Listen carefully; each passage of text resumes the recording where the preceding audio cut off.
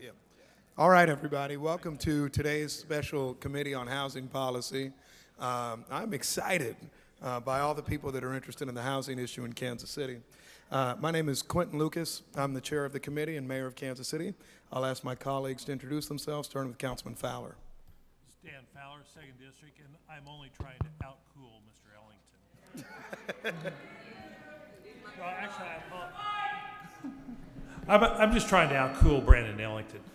No, actually, I had my pupils. I was at an ophthalmologist appointment earlier today, and so I'm having difficulty seeing. So I apologize to everyone. No, not really. All right, Brandon Ellington, Vice Chair of the Housing Committee, and for some reason I feel like saying, let's get ready to rumble.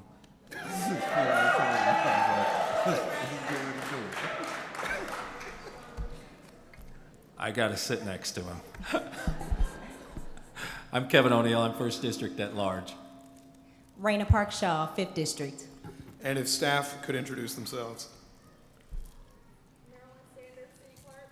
John Wood, Neighborhood and Housing Services. Laura Levin, the City Attorney's Office. Jane Brown, General Counsel to Mayor Lucas. All right.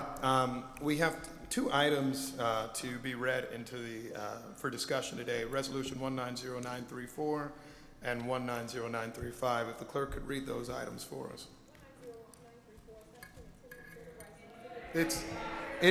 So wait a second, folks. So we can understand that you can't hear. We don't have enough microphones for the council people and her. So what she's reading is actually, it's rather formulaic. It's just the title of the resolution. So what she's going to read is resolution establishing a tenants' bill of rights in the city of Kansas City, Missouri. Then she's going to read amending various things. So she just has to technically do that. And by the way, I know audience participation is always great, but it isn't necessarily the most helpful. So just let folks read stuff. We'll hear from you and that sort of thing. So go ahead, Marilyn. 190934. Can't move them. Establishing the tenant bill of rights in the city of Kansas City, Missouri. 190935. Amending various sections of Chapter 2 Administration. Chapter 34, Health and Sanitation, Chapter 38, Human Relations, Chapter 78 Water of the Code of Ordinances. for the purpose of Creating a rental housing assistance operating unit.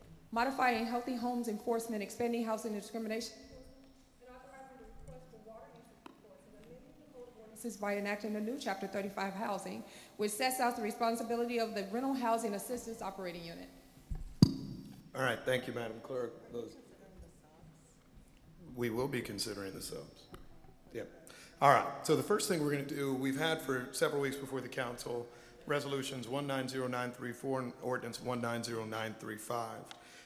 For my office, I've had Jane Brown, who is to my left, meet with a number of different groups, some representing tenants organizations, others representing housing provider organizations.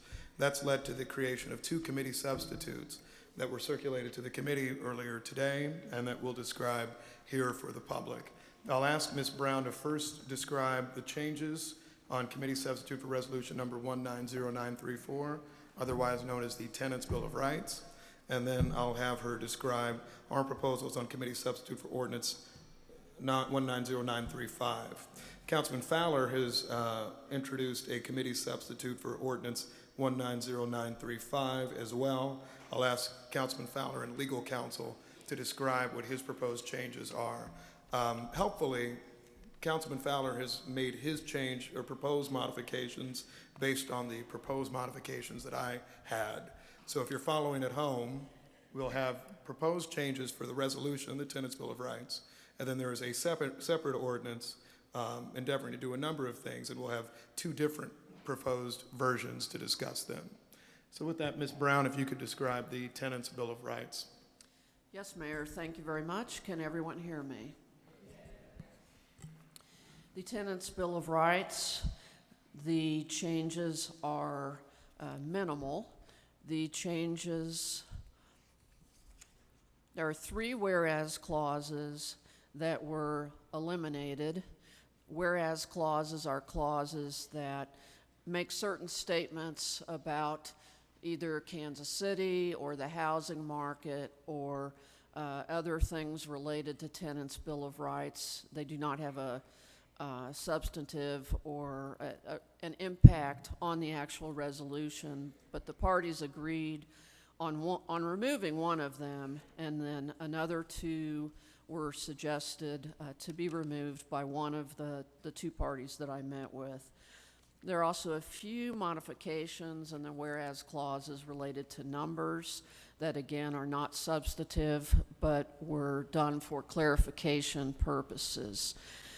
Under the right to safe and accessible housing, that would be paragraph 1, there was a modification related to cooking equipment, if provided, to more accurately reflect the state of Missouri law and city law as it is at the moment.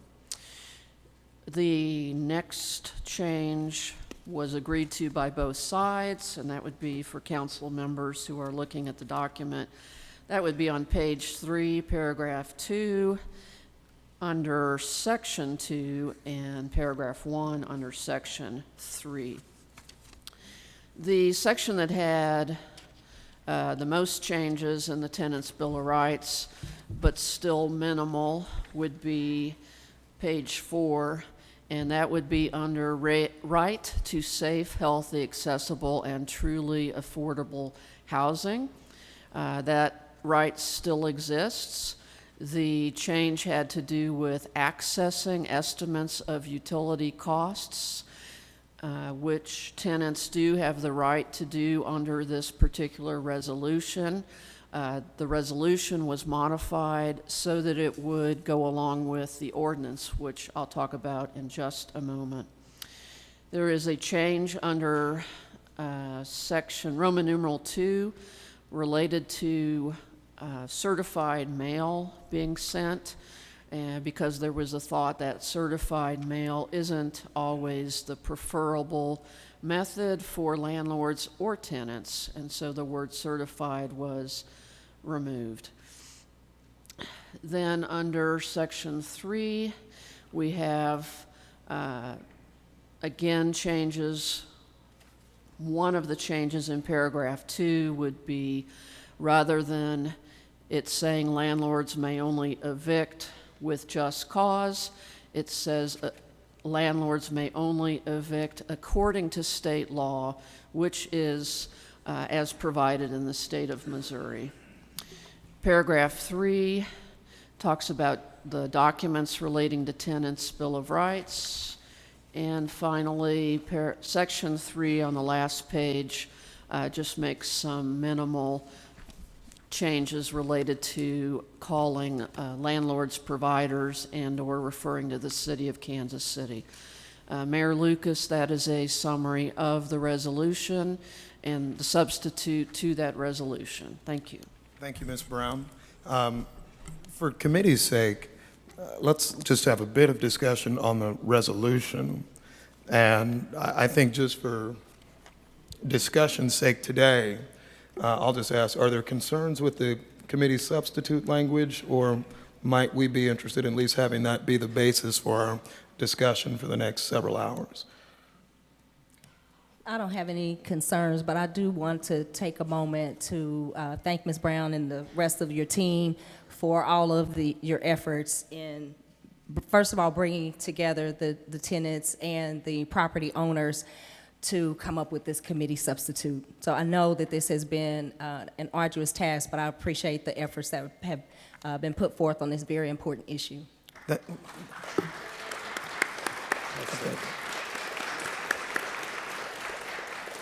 Thank you, Councilwoman Park Shaw. So is there any further objection to having this committee substitute be the basis for our conversation going forward? We have a compared version and then a committee substitute for resolution. Is this the one we're looking at? This is the actual version. Yeah, so the committee's This is the actual new one. yeah. Okay. Throw that away. Any objection with that then? All right.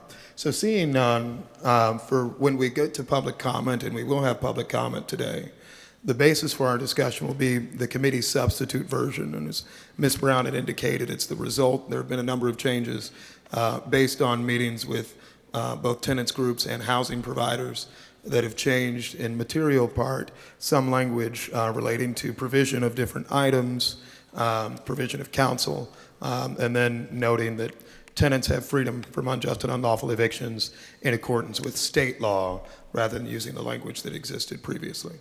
All right, so we'll put a pin on that for anybody who wants to come talk about that later. And then we'll move on to the ordinance, which is a longer document, so bear with us.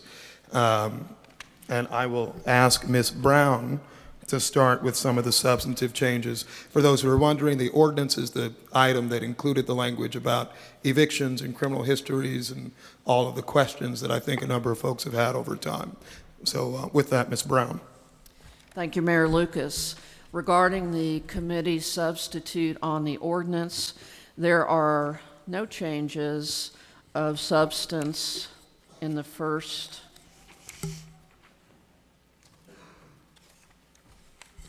4 to 5 pages. I would say that throughout the document, the parties agreed that the term landlord could be substituted with property owner.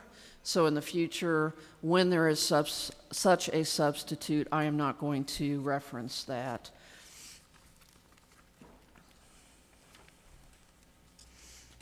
Just a moment, please.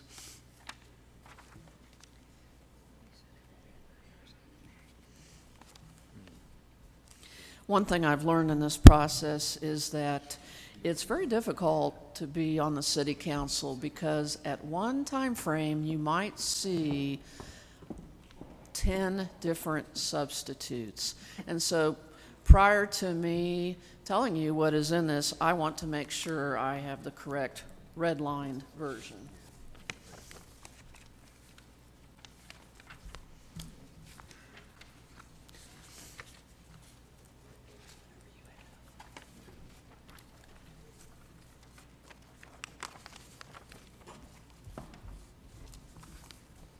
So if we could go to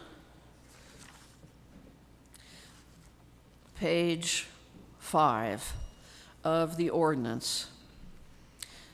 The first change that doesn't have to do with language or property owner is under section 34-848, and it is parentheses C paren.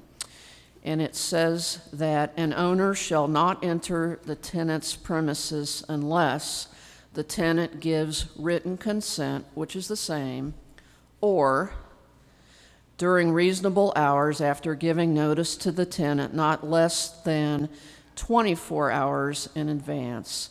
Originally, this was 48. In speaking with groups on both sides, the industry standard in this area and throughout Missouri is 24. And while all of us would encourage more than 24 hours notice, 24 as the standard time frame is what has been included here in the substitute.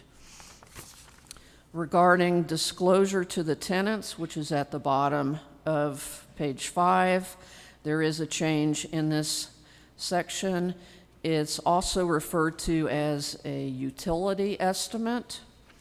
The new section states that for every utility provider used to service a dwelling unit, the phone number that a prospective tenant may use to obtain a summary or statement of past utility usage shall be furnished.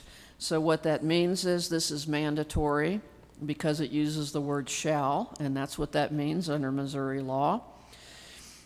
Upon request, the owner shall provide their consent and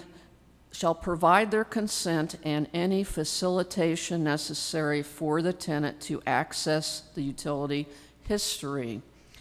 There was a difficulty in trying to determine whether the tenants would be the ones who could access this utility information or the landlords. And it depends, was the answer. Therefore, in this committee substitute that we have are providing today, it's a combination of both.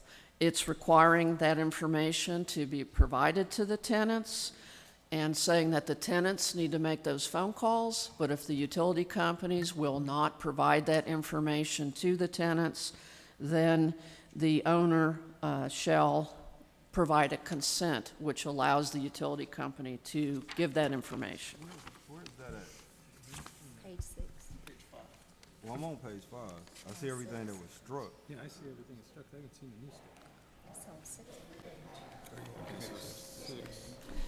Just a moment, please, while we look at the, You're on Fowler's. Okay, I'm on the Fowler You're on version. the wrong version.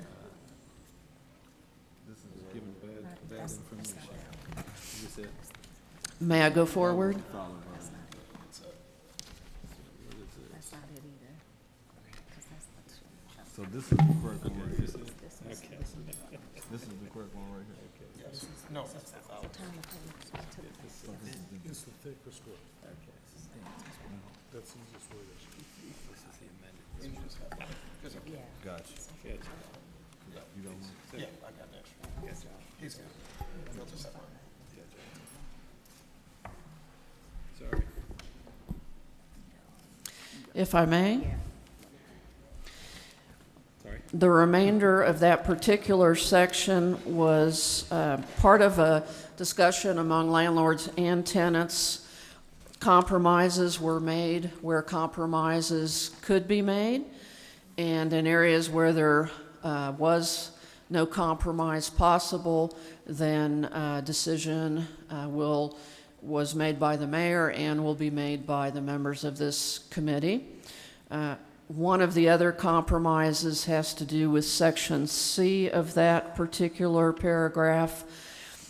A copy of the tenant's Bill of Rights shall still be furnished to each tenant, but it is also available on the city website. This addresses concerns of individuals that the most current copy of the tenant's Bill of Rights might not be provided. It could be updated.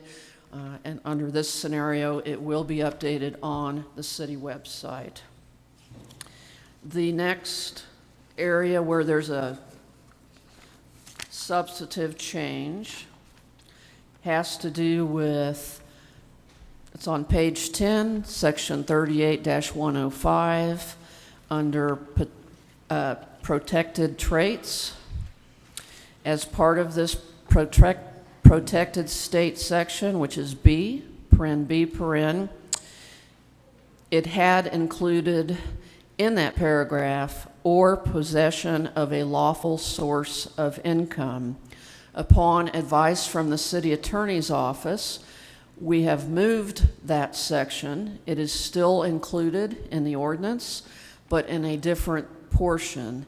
The city attorney office advised that we needed to be more specific than just saying lawful source of income, that there needed to be defining terms, definitions of what that meant, and in just a moment I will show you where that is.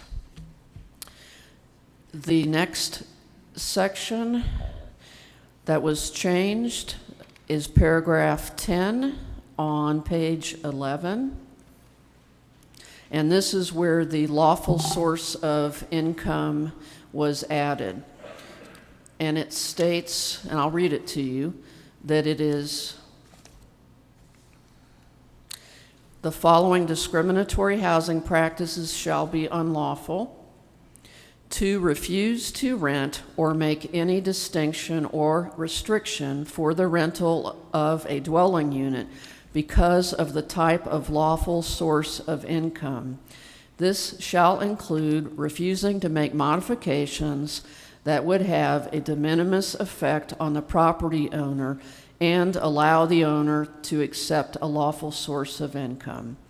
As used in this section, lawful source of income shall mean the lawful manner by which an individual supports themselves or their dependents, including but not limited to pay, child support payments, and rental assistance from a federal, state, local, or nonprofit administered benefit or subsidy program.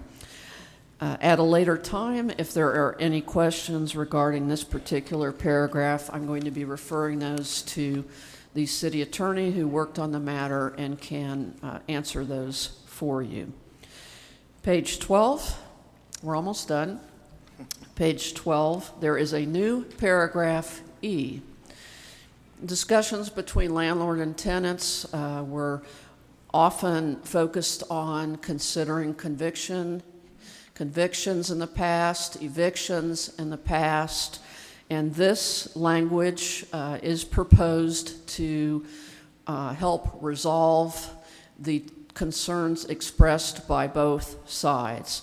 So this is going to replace two different paragraphs. It replaces the two paragraphs in the original bill, one that dealt with eviction history and one that dealt with conviction history.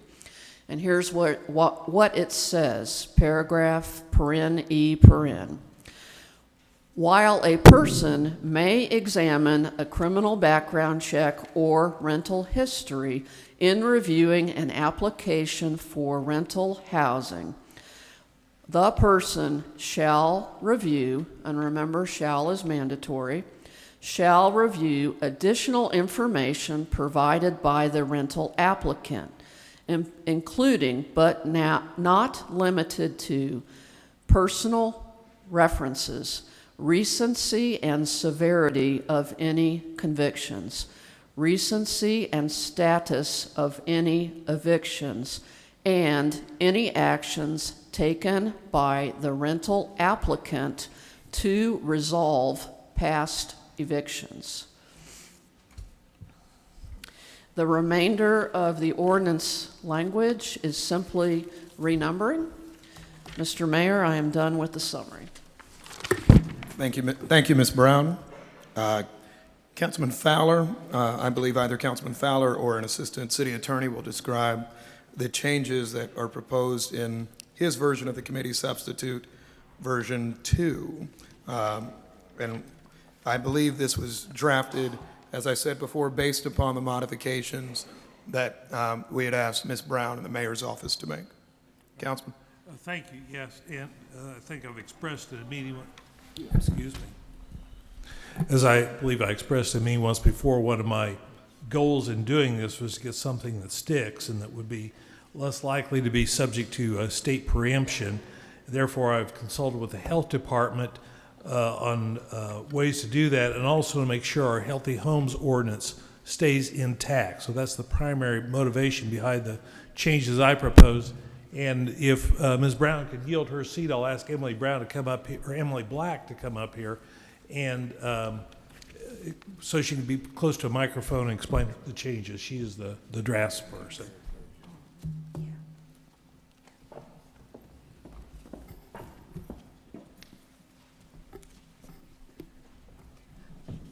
As in the mayor's committee substitute, the primary changes start on page 5.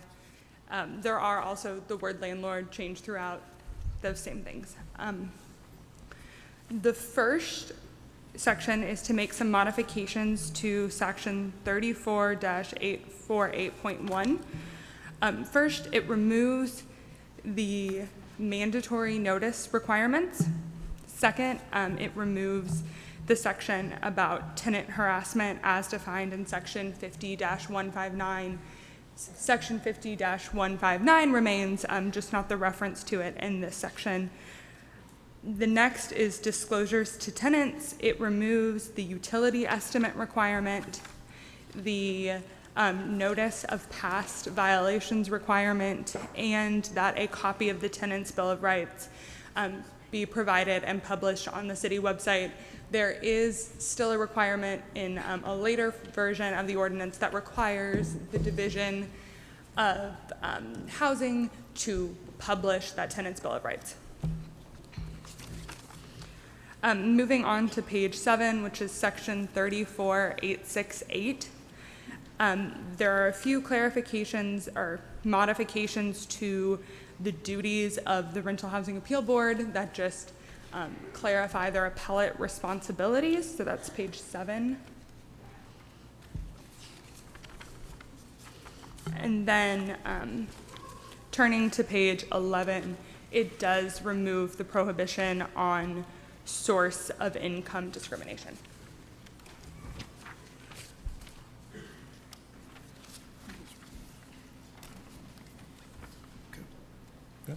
That's it. All right, so that's it. So it sounds like the key difference between the key committee substitute, well, I'll start from the top. From the original ordinance to the committee substitutes, both of which you have, both versions redraft what the eviction and criminal history language looks like. The Fowler version of the committee substitute strikes the ban on source of income discrimination entirely. And then I believe it removes the utility estimate requirement, if that's right. And then it also removes the 24-hour notice requirement, if that's accurate? Yes. All right. All right. So those are your two versions. So now we're before council. I guess we can do what we had discussed before, and I wonder if the rest of our colleagues might have any thoughts on the committee substitutes or how we might prefer to resolve this situation. Councilman Ellington? If I could, the one thing I like in Dan's substitute is the definitions. The one thing, that's it.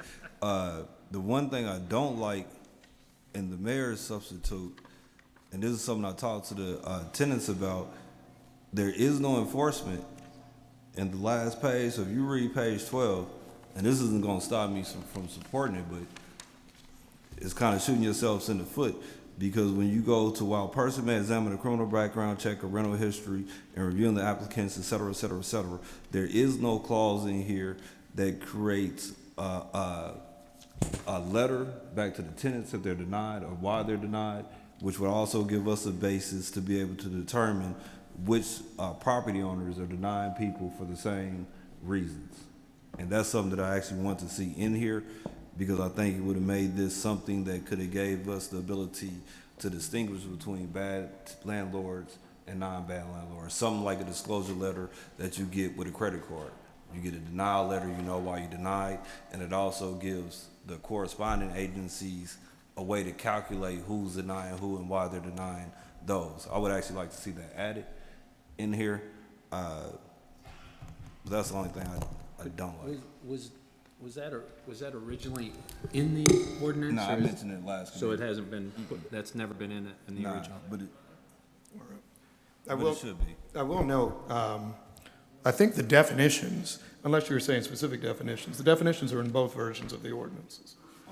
Right, so the definitional section exists in both.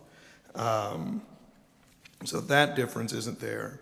And then I would imagine actually is between the two, the lack of enforcement provision is the same in both as well. So I guess we should make a better ordinance. Any other comments?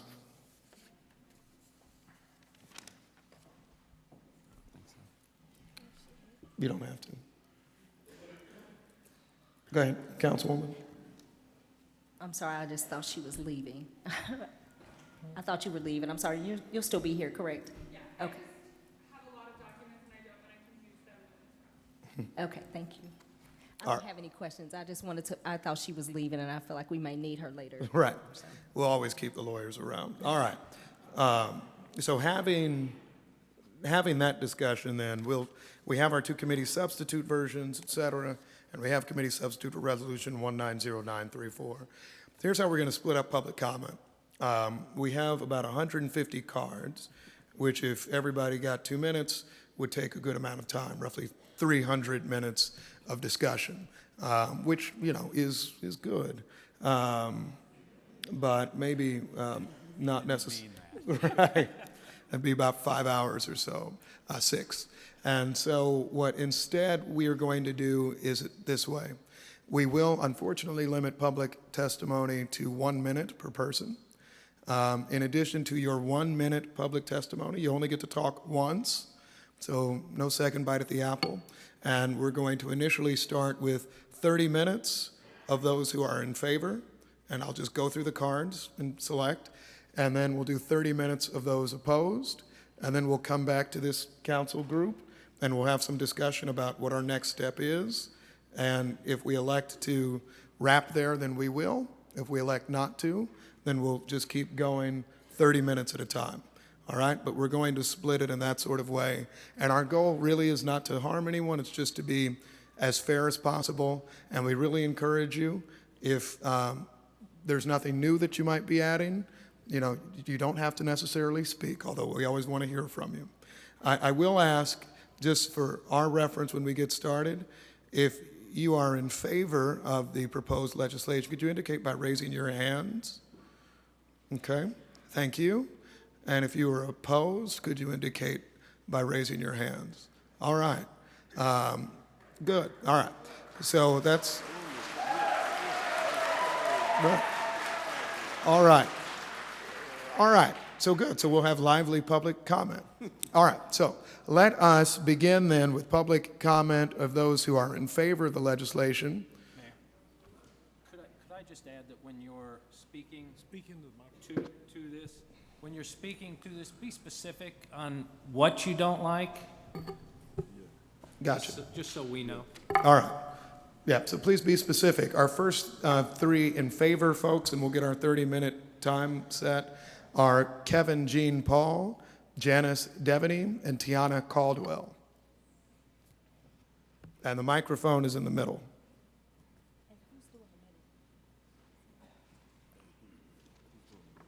I'll do it. The time? Oh, the 1 minute? Oh, yeah, I cut him. You want me to do it? I'm fearless. All right. And Councilman Fowler will be our timekeeper. Once he says stop, we do encourage you to just cease speaking. All right. And give us 1 second, sir. We want to be Yeah. fair to you.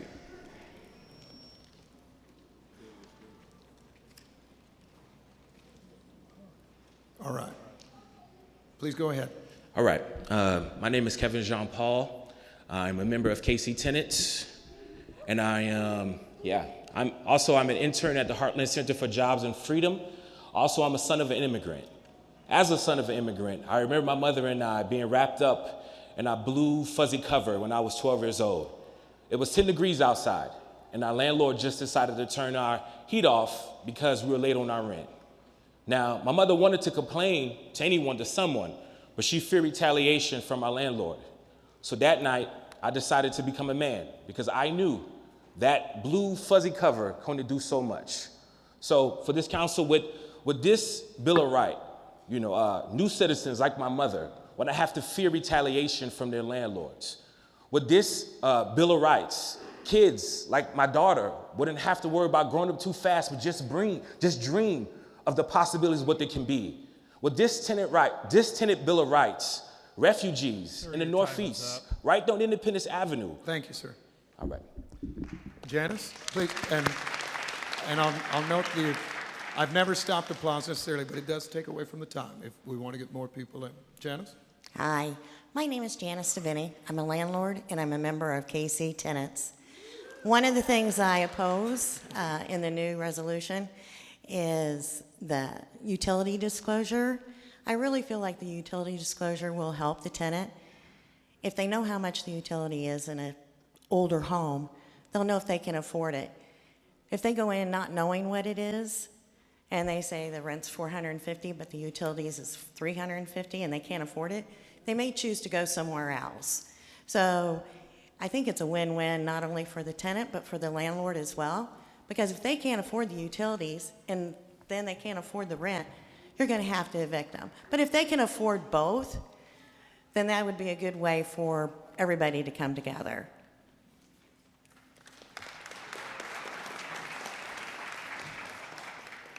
My name is Tiana Caldwell. I'm a leader with KC Tenants. I'm a member of our strategy team. We've been working on our Tenant Bill of Rights since July. Along the way, we have had to prioritize, compromise, and negotiate.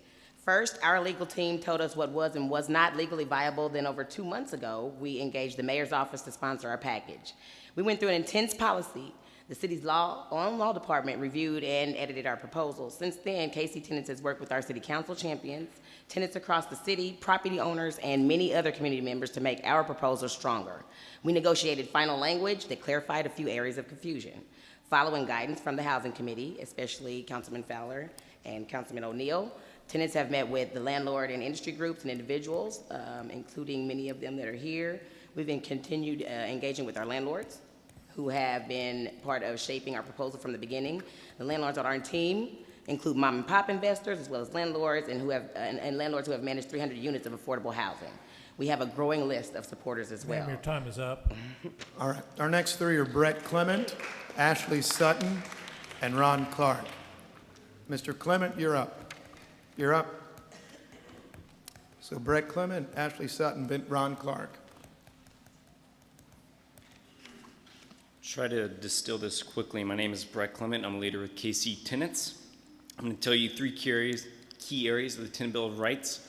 First, our Bill of Rights does not ban background checks. It requires the landlord to have a conversation with the prospective tenant before throwing an application away because of arrest and conviction history.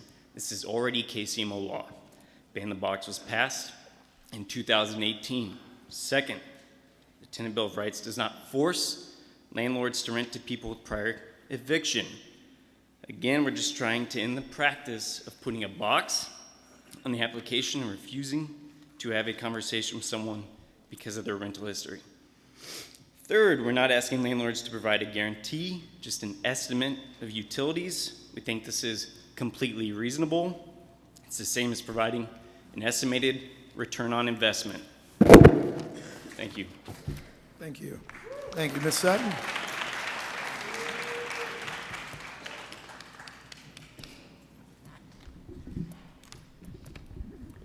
Hi, my name is Ashley. I'm a middle school math teacher north of the river, currently in the 2nd district, but I started off teaching in the 1st district, with 70% of my students receiving free or reduced lunch. Teaching 13 and 14-year-olds is always hard, but it's especially tricky when they are facing severe trauma due to homelessness, couch surfing, not having water or electricity, and living in shelters. Despite these struggles, I still love my job and I love my kids, but my story is not just about them, it's also about me. I'm not for money and I don't make a lot. So for years I've had at least a second job, if not a third, in addition to the 50 to 60 hours I spend at school. Last year I moved into the Normandy apartments in Quality Hill. It was small, basic, and lacking of fancy amenities, but it was what I could afford. After living there a month, I discovered bites on my arm and a dead bed bug. I have a severe allergic reaction that requires me to get a shot every time I get bit. My landlord refused to speak with me. He refused to terminate my lease. I was fearful of an eviction on my record or a hit to my credit score, so I just moved. I ended up moving to a place that increased my rent by $350 a month. I lost a lot. I had to throw away multiple. I'll take it from the 30 minutes. That's my one enforcement thing. So if we're ready for our next. Okay? Thank you. Mr. Clark?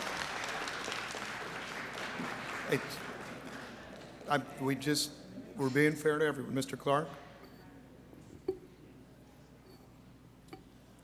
Good afternoon. My name is Ron Clark, and I am a leader with KC Tenants. Nothing in this Bill of Rights should scare a landlord who's already doing right by their tenants, which from what I can tell, most of the landlords already are.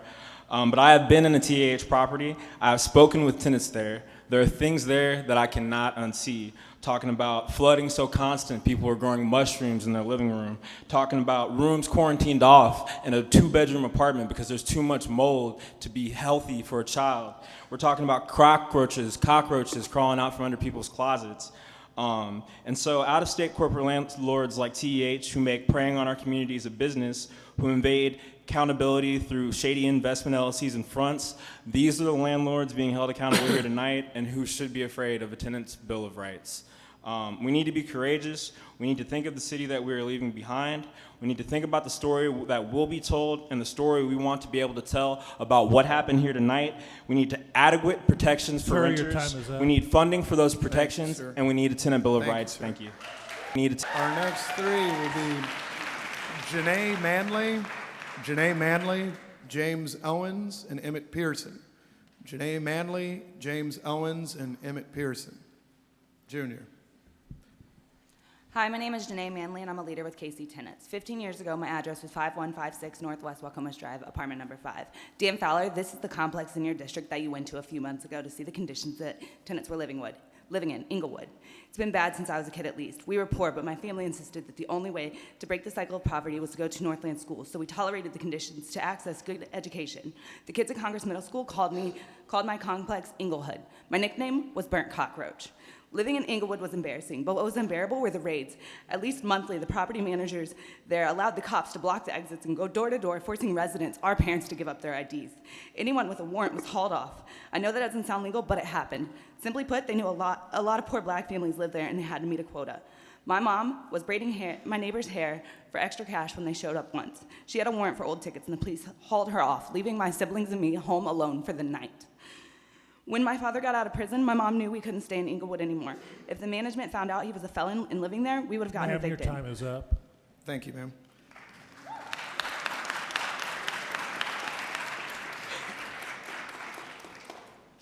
My name is James Owens, and I'm on the strategy team with KC Tenants. To date, there's only one of you that has refused to meet with us. We've met with all of you, and let me say to everyone here, you are the leaders that we elected you to be. It was a privilege to meet with y'all, to work with y'all. You all had intelligent questions and answers and helped us. This is not a war between us and them. It's about accountability. And the one that hasn't met with us is the one that's suggesting harassment and discrimination against housing assistance. I receive housing assistance. I was injured several years ago. I have 2 children that depend on my, Cage and Chloe, that depend on my housing assistance. I can't work right now. I worked all my life since I was 13 years old. I don't fit the mold of just because I have housing assistance, I'm lazy, or I don't want to work. I can't work. I would love to. Sir, your time is up. Thank you. Thank you, sir.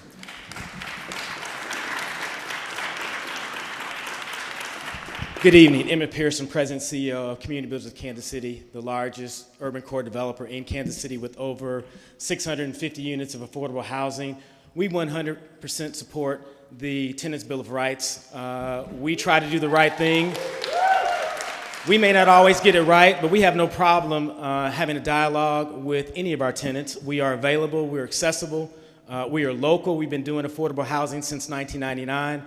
So we welcome any change that can better strengthen those tenants who are trying to find affordable housing in the city.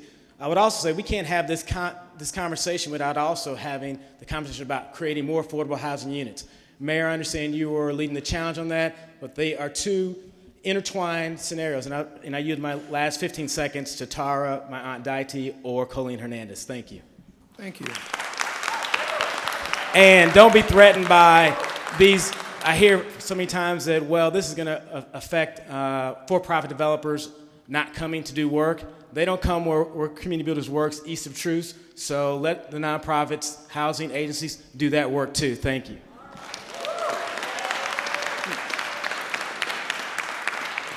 Our next 3 are Beth Borger, Daryl Matthews, and LaTanya Richardson. So Beth, Daryl, and LaTanya.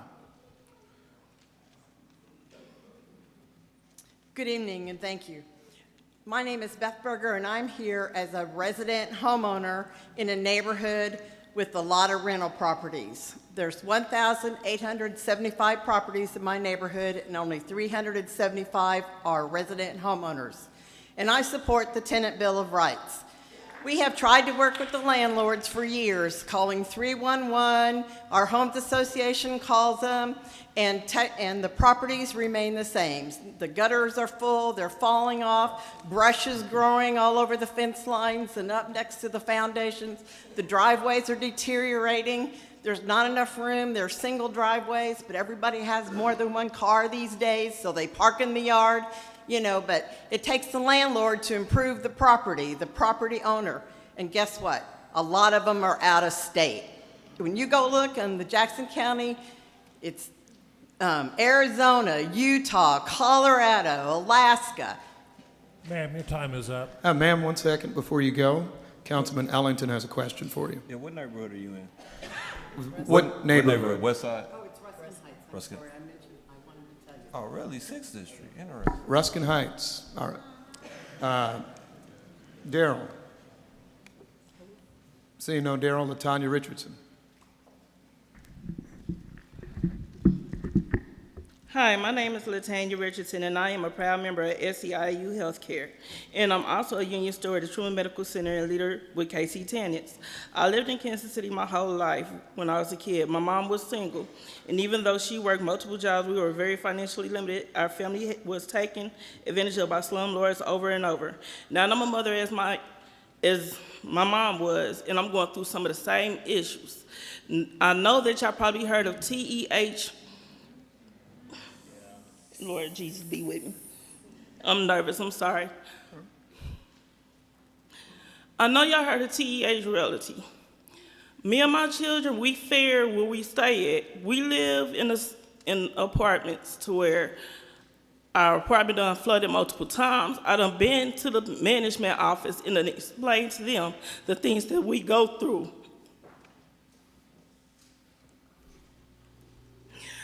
I got mold in my house, and I'm tired of going to the management, and they're not doing nothing about it.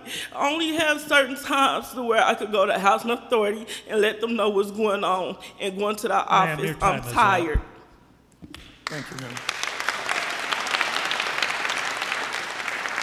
Our next three are Skylar Whitaker, Carol Smith, and Emily Wolf. Skylar Whitaker, Carol Smith, and Emily Wolf.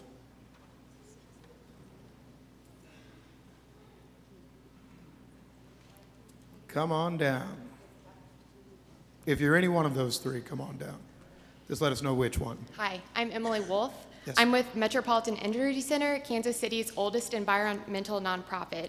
Since 1985, our organization has worked with thousands of residents, businesses, and municipalities, including the Kansas City, Missouri, to improve energy use in the built environment. I'm here today to voice our support for the previously drafted energy disclosure component in KC Tenant's proposed resolution and ordinance. However, understand changes were recently made. Requiring property owners to disclose their building's energy use is not a new radical idea. As of 2019, 32 cities and counties, including the city of Kansas City, Missouri, have adopted mandatory benchmarking and transparency policies. A growing number of jurisdictions are requiring sellers to provide energy rating or disclosure when a residential property is listed for sale. In the cities of Austin, Berkeley, Boulder, Chicago, Minneapolis, and the entire state of Maine have rental energy disclosure policies. Thank For you, your ma'am. review, Your time is up. I brought a handout of those policies if you'd like to take a look. Thank you. Here, I'll pass them down.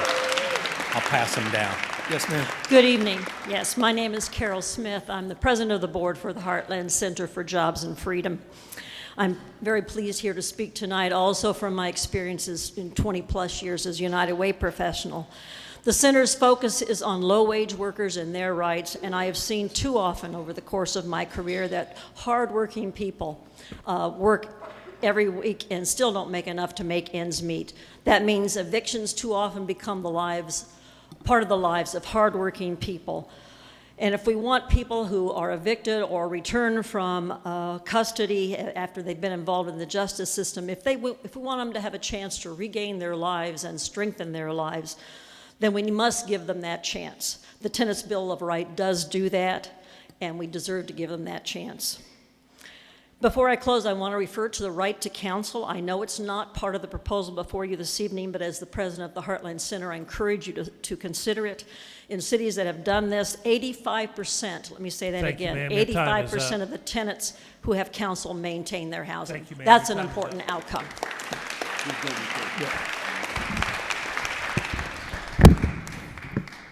Hi, I'm Skylar Whitaker, and I'm a leader with KC Tenants. I'm 30 years old, I'm a single parent to my 8-year-old son, Noah, and I'm also autistic, and I have ADHD. And I've heard a lot of people who oppose this bill say things like tenants are just lazy and need to work harder. And you know what? my disabilities make it really hard for me to do everyday tasks or to cope with social situations that other people have a lot easier time with. And my whole life, I've been told that I'm lazy and I need to work harder, when the reality is that I have to work extra hard to try to make up for the things that my brain is not naturally good at doing. But a lot of people don't understand that. Society is not very understanding or accepting of autistic adults and doesn't give us the resources or the support we need to thrive. So I've lived in poverty for most of my adult life, and it's been really hard for me to find housing that is safe, healthy, accessible, and stable. I've lived in a tent in a campground. I've lived in a building that the property owners ended up abandoning that had black mold and bed bugs, and the lights stopped working. I then moved into income-based housing only for them to phase out that problem and start raising our rent $50 every year. And then the new management wanted to remodel our unit, so they kicked us out and forced us into moving to a more expensive one. This would be hard on any tenant, but it's especially hard on somebody like me. I need a tenant's bill of rights that guarantees my right to safe, healthy, and accessible housing so that I can use the abilities I do have to support my family and my community. All right.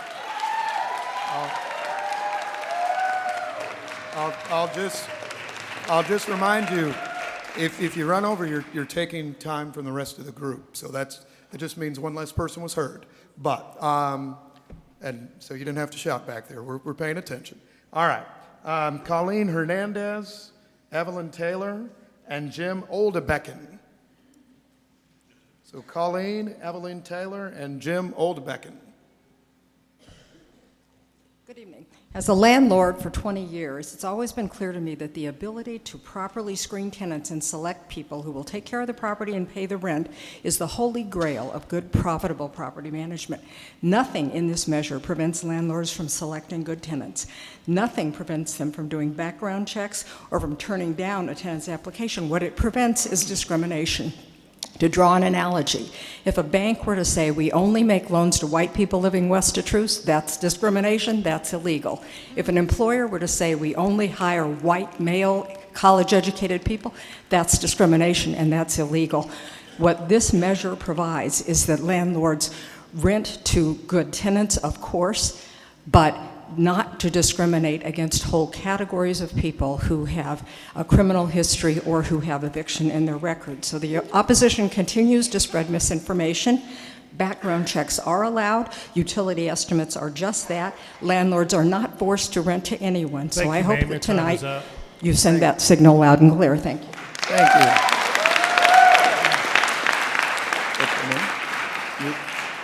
you. You're up? No, you don't want to? All right, Jim? My name is Jim Oldebecken, and I'm a citizen. I'm not a tenant. I am not a landlord. I'm very concerned, though, about what I've observed in rental properties.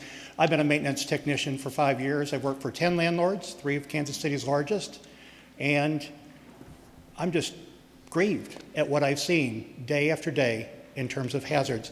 I'm not going to describe them to you, but these are safety hazards, and I have documented them. I'm happy to provide them to anyone that needs any further evidence. This is why I support this legislation. When I look for the word safety that I've heard today, I looked in the Declaration. The words safety and happiness are there. Preceding those words are that whenever any government becomes destructive of these ends, it is the right of the people to alter or abolish it. I won't read the rest. I yield my time.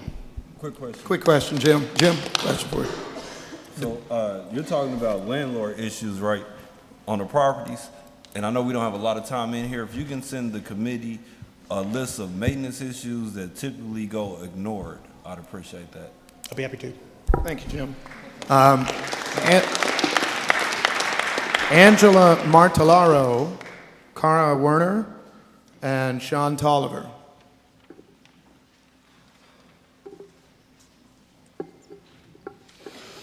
Hi, my name is Angela Martellaro, and I'm a real estate agent. I work with a lot of first-time home buyers, which means that they are currently tenants, and so I've had access to a wide swath of rental housing in our city, and I've seen some of the worst. I also work with landlords, and I've had some conversations with some of my clients recently about the Tenant Bill of Rights and the corresponding ordinance, and I feel confident that there's nothing in it that will hurt their businesses.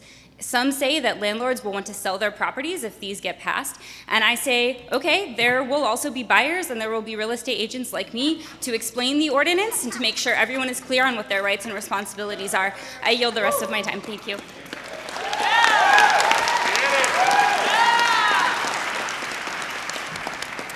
I'm Kara Werner, and my testimony I prepared is being cut way short. So I just want to reflect back. I'm a renter. I was a homeowner. I was a renter in my early 20s. I've been on all parts of this, but I remember as an early, 19-year-old, my first apartment that I was able to land, even though I worked a service industry job. So my pay stubs and my $2.13 an hour didn't accurately reflect what I was actually making, which is a huge barrier for people working in the service industry. I finally landed this great plaza apartment, except for it sprung a leak. I had pots and pans all over my floor, on my bed. My bed was destroyed. Several weeks later, every single apartment on the first floor was broken into, and as a young single woman, I decided that I needed to leave. I tried to negotiate with the landlord. They weren't having it, and so I moved out. I broke my lease. They sued me. Y'all. They said I used aliases. I never used aliases, and those 20 years later are still on my credit report to this day and have been a barrier for me to be able to try and rent. Thank you. Ma'am. Hello, my name is Sean Tolliver. I'm in a unique position. I'm both a landlord and a renter myself. There is nothing in this Bill of Rights that precludes me from doing business as I do. There's nothing stopping me from looking at background checks, looking at income sources, doing anything. Nothing in this stops me from doing business. I believe in dignity in housing. As a renter, what this does do is this gives me recourse to any of the issues that some of these other people have spoken to. It gives me peace of mind, and it gives me recourse. Thank you. Thank you. All right.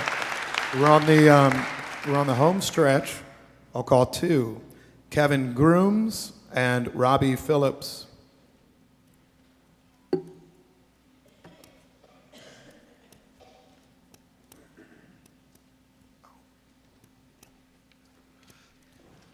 Hi, my name is Kevin Grooms. I'm on the executive committee for the Missouri chapter of the Sierra Club.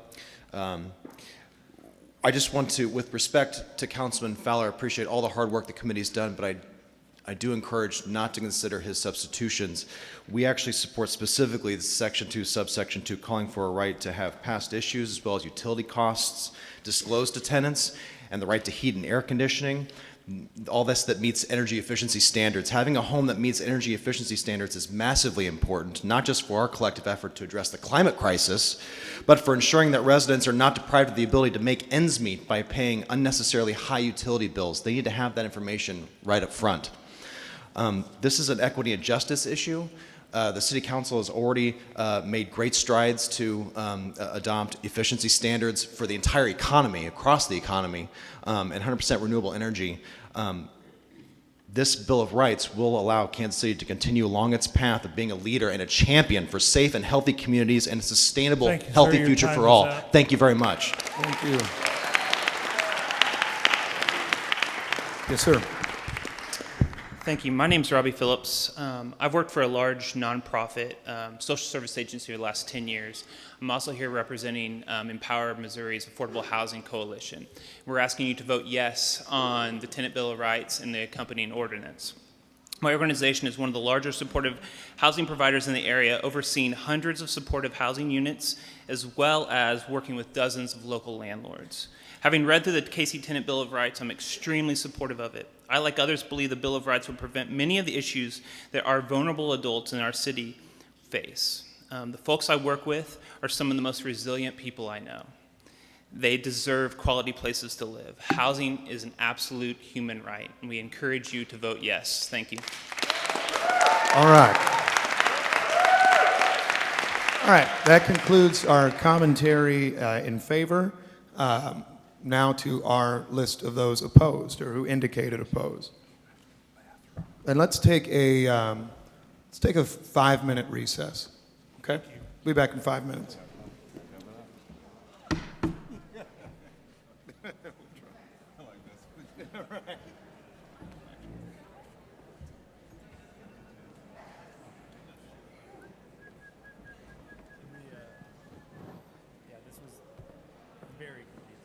I was so confused. I got them now. Yeah. Any questions about the changes at all? No, I mean, I still, my concerns are still the,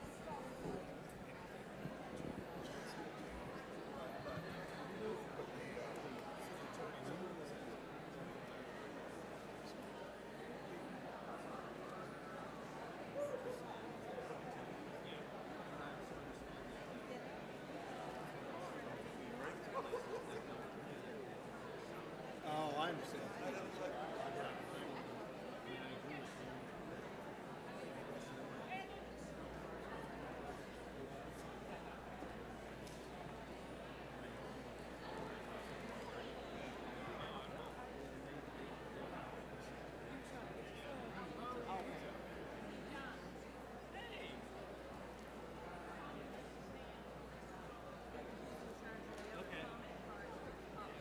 opposition, put it right there and you might get it since you're on top. I'll stand up. Now, so 30 minutes. I think it's the ones that's sitting right on Quentin's top. Stick it right there. Well, he might just pick you first. Hey, Ed. How are you? I was just talking about you. All good. I think I'm checked. Oh. I guess I gotta go. I'm great.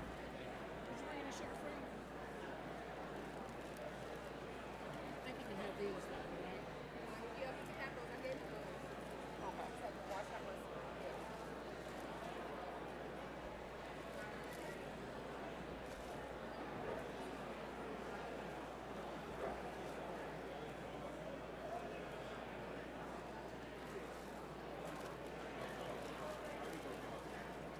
I'll give her a call because she's playing on today. I'm going to see her.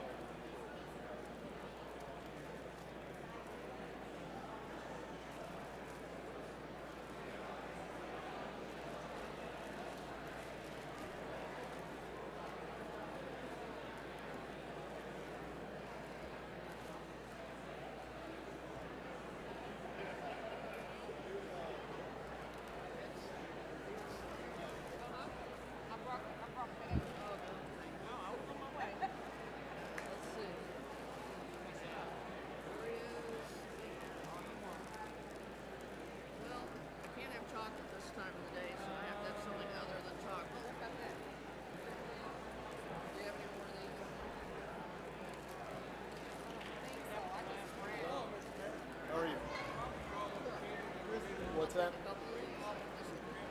I don't, the clerk might have a few extras, but not this.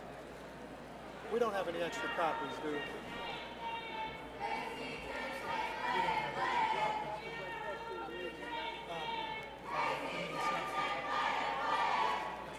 Unfortunately, we don't.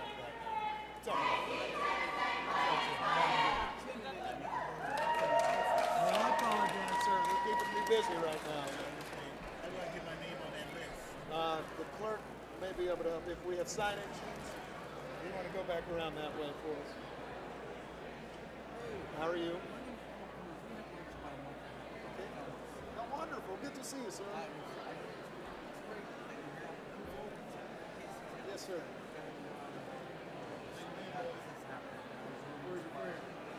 There's your buddy, Well, thank you so much. Hello. Thank you so much. I appreciate it. You want to take him so you can go back to sleep? I'll switch. You want to take him so you can go to sleep? Yeah.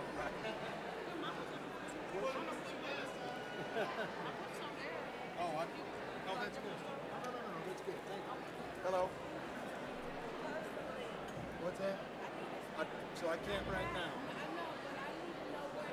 It's called 311 and ask for the mayor's office. 311.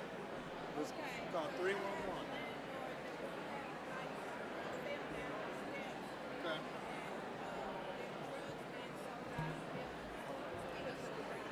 You'll just call 311. All right? Hello. Good to see you, sir. Thank you so much for being here. Let me give you an idea. Yes. No, we're, now we have. Unprofessional showing the back to everybody. If he sits here, then you'll be able to see the ground and you'll be able to see all the Yeah.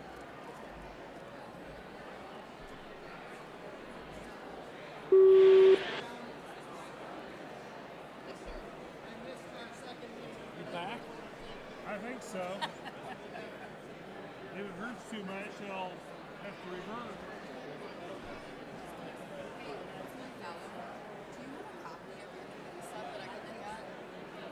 I have my copy. Emily Black has one.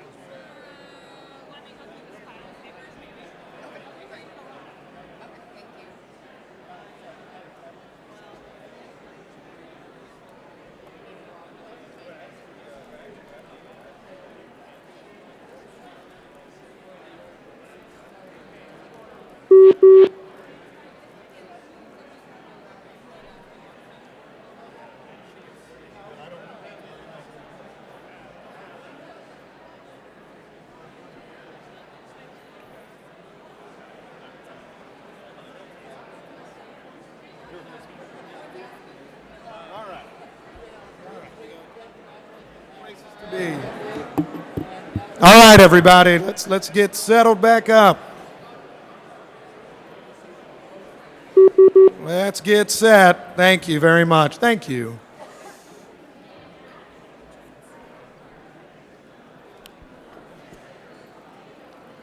All right. Gee, there are more people here than the first two rows.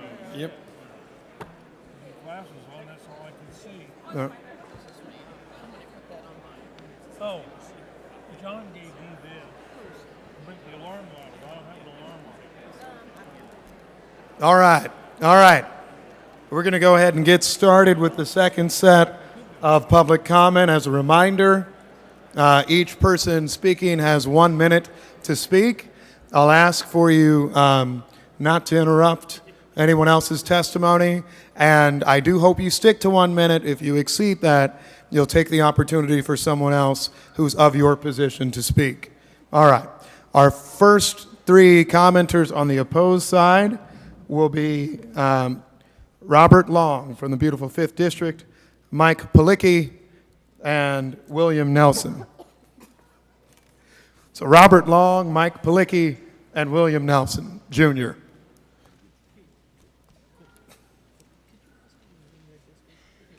Oh, that would be interesting. Councilman O'Neill would like all of you, our tables got off. Councilman O'Neill would like all of you, when you start talking, name the city council district you come from. And if you don't know, just tell us the part of town you live in. Does that take part of our minute?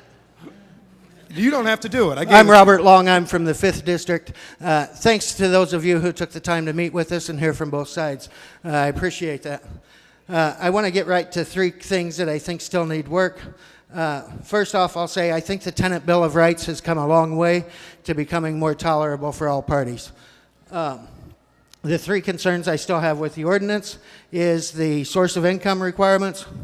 How about if we require Mr. Lowndes and the Housing Authority to create some more user-friendly policies that help tenants and landlords utilize his program in a more efficient manner? I still have big problems with the new department of now being called rental assistance. We're already regulated by 3 city departments. We don't need another department, another budgetary line. Make the existing departments do their jobs.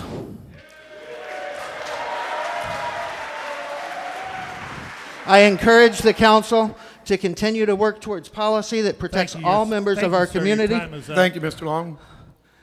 Mike Palicki, you'll just take from Mike. William Nelson, Jr. My name is Mike Palicki, and I currently own and manage rental properties all across Kansas City along 435. I've been a renter myself, but providing quality housing and a safe and happy place to work is at my company's core values. I echo that the ordinance has come a long way, but I think that there are still areas for improvement with regards to rental assistance and screening. My concern is that the ordinance presents itself as an overreaching governance that will end up causing more issues than it is proposed to prevent. The fact that Kansas City has 46% of its residents living in housing that is non-owner occupied stresses the importance to not set such overreaching standards to reduce the popularity of owning rental property in Kansas City, and that the importance of that is to the Kansas City economy. Due to the fears of unnecessary litigation, and an increase in administrative work that could possibly send smaller but high-quality property management companies into bankruptcy. Thank you.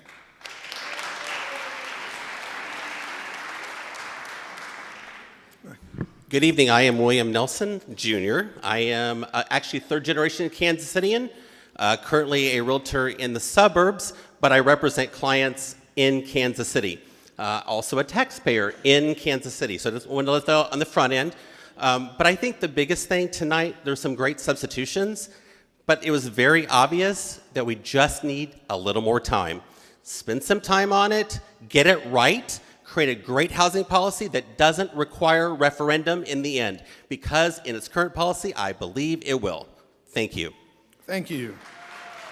All right, and I'll make the same advice to the other folks. When you applaud it, just take some time away. So you can do what you like, just taking time out. Eugene Goldman, Pat Grace, and Marta Grace. Eugene Goldman, Pat Grace, and Marta Grace.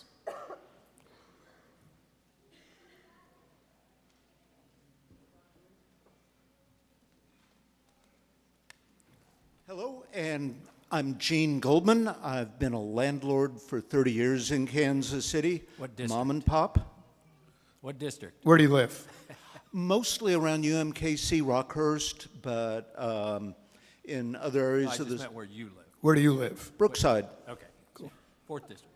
A nice place. And I have been responsible, I believe, in improving the neighborhoods I've worked in. My tenants, I think you would have a hard time finding anyone that says I'm a bad landlord. I do agree there are bad landlords out there. I think this ordinance needs to have a lot more thought before you go ahead and impose it. I think you need to sit down with landlords and speak further and get something worked out that will work for landlords and tenants. If you don't, I know a lot of landlords, a lot of properties, they're all scared. They're all talking about or already have sold out because of some of these ordinances are Thank you, going on. sir. Your time I is would up. urge you to work with Landlords, Inc. or other organizations. All right, thank you, sir. Councilman Ellington has a comment for us. I will not take y'all a minute. For the landlords or the property owners, if you could give us the issues with the bill. Mr. Long got up and he actually talked about duplicate duties, income requirements, and things that's related to the bill. So if y'all have issues with the bill. Thank you. All right, my name's Pat Grace. We currently manage 700 homes and I own 200. Every year, I buy 100 to 150 dilapidated foreclosed homes, turn them into the best homes on the block, $20 million in investment a year. We pay property tax. We take the lowest ones, we increase them to the highest ones. Me and my investors pay almost $800,000 in tax per year. I decided to give 30-day notice to 170 inner-city low-income type housing on our management side of the business. These are homes that I manage for 30 investors. I cut the grass, nuisance orders, Section 8s. I do everything, include screening. However, this new ordinance and screening issues and forcing us to rent to Section 8 income verification issues, I decided to execute my 30-day notice, and I've released 170 properties back to Kansas City with no management. $600 to $800 rent is $60 to $80 in management fees. This is not worth being exposed to lawsuits. Screening and choosing who we want to do business with is the biggest perk of doing real estate. If we wanted to not have choices, Thank you, sir. we Your would time buy is up. stocks. Thank you, sir. Can I ask a favor? For those of you in the front rows with signs, there are going to be a lot of people that are actually trying to watch this on television or online later. So if your sign is actually blocking who's speaking, you're doing a disservice to folks in the public who are watching too. So I'll just ask you, I'm all about signs at certain points, but just make sure that somebody watching at home has the chance to see. Ms. Grace. Hi, good afternoon. Thank you for allowing me to speak. I live in the Northland, and we have been managing properties since 2000. I manage over 700 homes, so it's not just for myself, it's for other investors. I'm very familiar with the Section 8 process and protocols, and I know that it takes at least 2 to 4 months from the day we accept a voucher to the day we finally get our first rent payment from Section 8. It also takes a minimum of 30 days before a Section 8 tenant can occupy that home. Therefore, many of my investors that I manage for cannot afford to make their mortgage payment while waiting on Section 8's money. All investors do not have deep pockets. Many have taken their life savings to use as a down payment on one investment property, and they've chosen our beautiful city of Kansas City to invest in. The second reason many investors cannot accept Section 8 is due to the fact that the money is not guaranteed. If that tenant loses their voucher, we are stuck with a non-paying tenant that we have to go through the lengthy and expensive process to evict. The third reason is that Section 8 tenants have no funds to repair the things that they damage. If they have no funds for us to Thank you, garnish ma'am. Your after time they've is moved up. out as well. Thank you so Thank much. you. Thank you. Good night. Our next will be Alan Goke, Eddie Van Beskirk, and Nathan Brooks. Alan, Eddie, and Nathan Brooks. And whoever in that three gets here first, just go ahead and start. And per the councilman's request, just tell us the part of town you live in. My name is Eddie Van Buskirk. I live in the historic Northeast. I currently own 4 properties with the neighborhood association and others. We are currently actively trying to fix up the neighborhood, which if anybody who has spent time there knows, it has taken probably one of the heaviest hits in the area.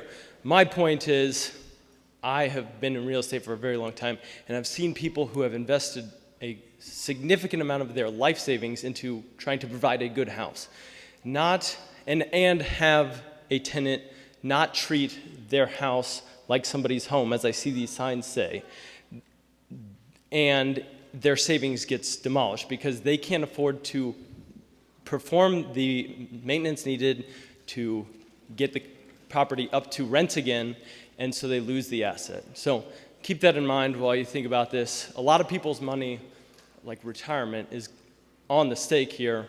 Wouldn't you let bad landlords in? Thank you. Thanks, sir. Your time. All right. Nathan Brooks or Alan, either one. Good evening. My name is Nathan Brooks. I live in Belton. I own and invest in real estate in Kansas City. About 12 years ago, I began scraping money together and bought a few houses one at a time. Now, in just a few short years, we have an amazing team in business supporting jobs in the community. We pay hundreds of thousands of dollars of tax in the city every year, and we provide safe and healthy homes to hundreds of tenants who call Kansas City home. Now we sit debating this piece of legislation that does nothing to solve tenants' real problems, sets a tenuous and negative outlook for anyone currently investing or looking to invest in Kansas City. It also doesn't address the real problem all these tenants have in common. It doesn't provide a single home. It doesn't find common ground for landlords who want to help folks who have an eviction or just got out of jail. It does divide our city under divisive language, establish an unfunded $1 million fourth bureaucratic agency, puts more unnecessary burden and gray area around screening tenants. As Thank Martin you, sir. Luther Your King time is said, up. Thank you. Thank you. Thank you.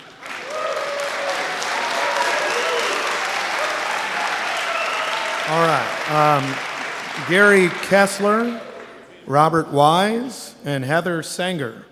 Gary Kessler, Robert Wise, and Heather Sanger. Good evening. My name is Gary Kessler. My wife and I own rental properties in the Volker neighborhood. We bought up properties that were almost falling down, and we fixed them up and made them nice housing, and all of our tenants are treated like family. I've been a tenant advocate for 40 years, back from when I sued my landlord in college when they wouldn't turn the heat on, and won the case. And I think that this is a good start, but there are a couple of things in here that I think may cause us to turn into another San Francisco.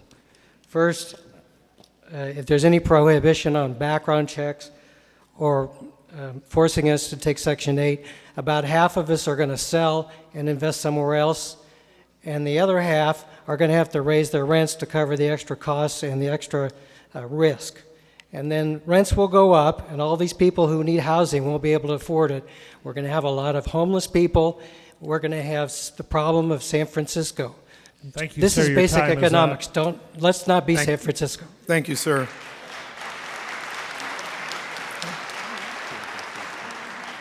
Hi, my name is Heather Sanger. I'm a landlord here in Kansas City, and my properties are in the Valentine, Roanoke, and Old Hyde Park district. We have 150 units. This ordinance, by not allowing me to screen tenants and saying no to a Section 8 housing vouchers, will change the way I do business. The way you're trying to propose this ordinance will put somebody like me out of business. This is my husband and I's full-time job. We don't have another job. This is our sole source of income. I would also like the council to tell us where they're going to come up with the $1,650,000 that they're going to use to fund this program. Can you tell me where that money's coming from today? Do you have an answer, Mayor? Where does that money come from? Does anybody on the council have anything to say about where the money comes from? It's taxpayer money that you're going to ask for. Yeah, if you actually, and I know I was told I didn't have to answer. If you actually read the ordinance, it's not in there. The same with the No S-H-I-T. It's not in there. It's not in there.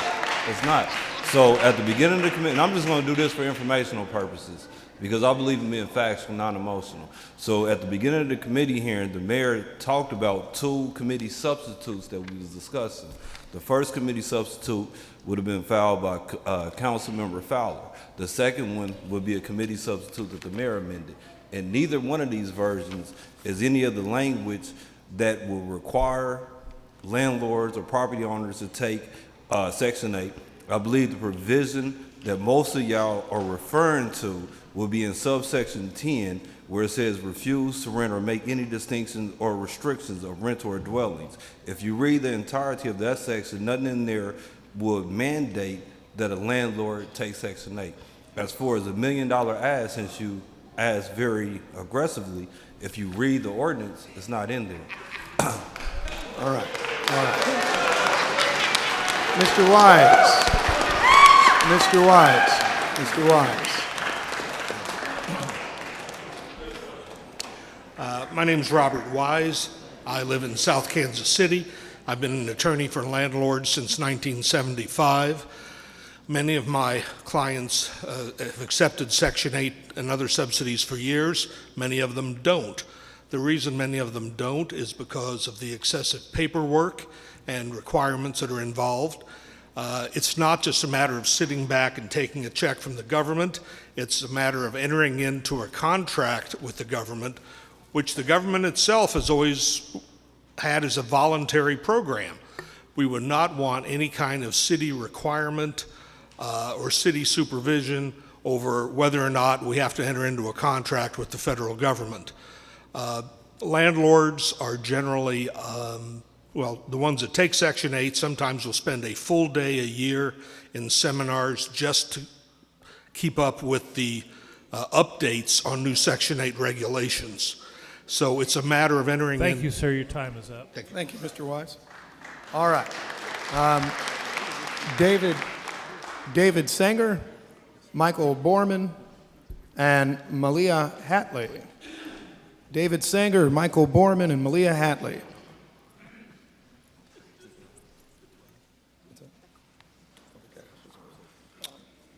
Hello, my name is David Sanger. I own 150 units in Kansas City in the Volker, Valentine, and Roanoke neighborhood, like my wife said. We have a number of problems with these. We feel that both the Healthy Homes and the Tenants' Rights Bill are unconstitutional and are an overreach of government. And we don't feel that if the laws that are presently on the books, the codes administration and the neighborhood preservation were used properly, we don't need more government overreach. We don't need no more regulation. If they would use the laws that are presently on the books properly, we wouldn't need any of this. We also feel that it's determined that, this is a business breaker for us. We will not do business under these laws.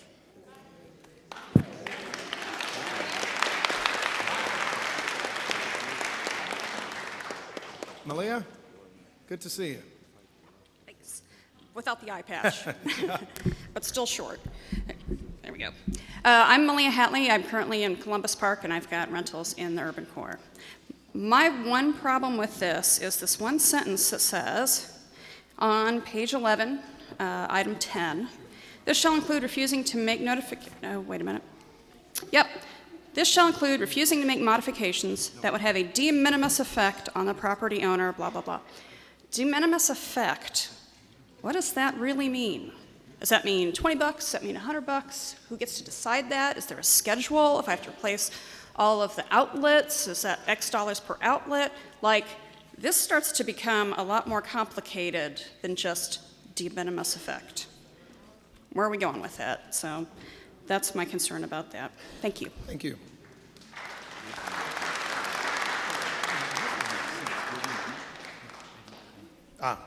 This is my problem. Did Michael Borman speak or leave? No, Michael? All right. More. Karina Coster. Diego Gandolfo. Marla Fitzgerald. So Karina Coster, Diego Gandolfo, Esquire, and Marla Fitzgerald.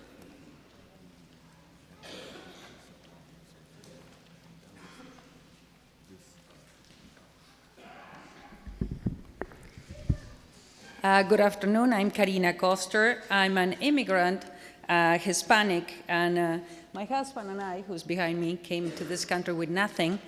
A few years later, in the late 40s, we found ourselves without jobs, both of us, like happens a lot of people in their 40s. And against everybody's recommendations, we took every cent we have in our retirement, paid the penalties, paid the taxes. We also got a loan on our house, and we bought a fixed houses. This was supposed to be our way of living for now, in case we never make it to the age of retirement. And if we do, to have retirement. This ordinance is taking this for us, and I'm freaking out about it. The reason we can rent to people with Section 8 now is because Section 8 is not helping us. It's not helping us. Every time a house gets destroyed beyond every money we save that year, and if we don't come up with that money, we have to ask for a loan. Okay. Thank you, ma'am. Thank you.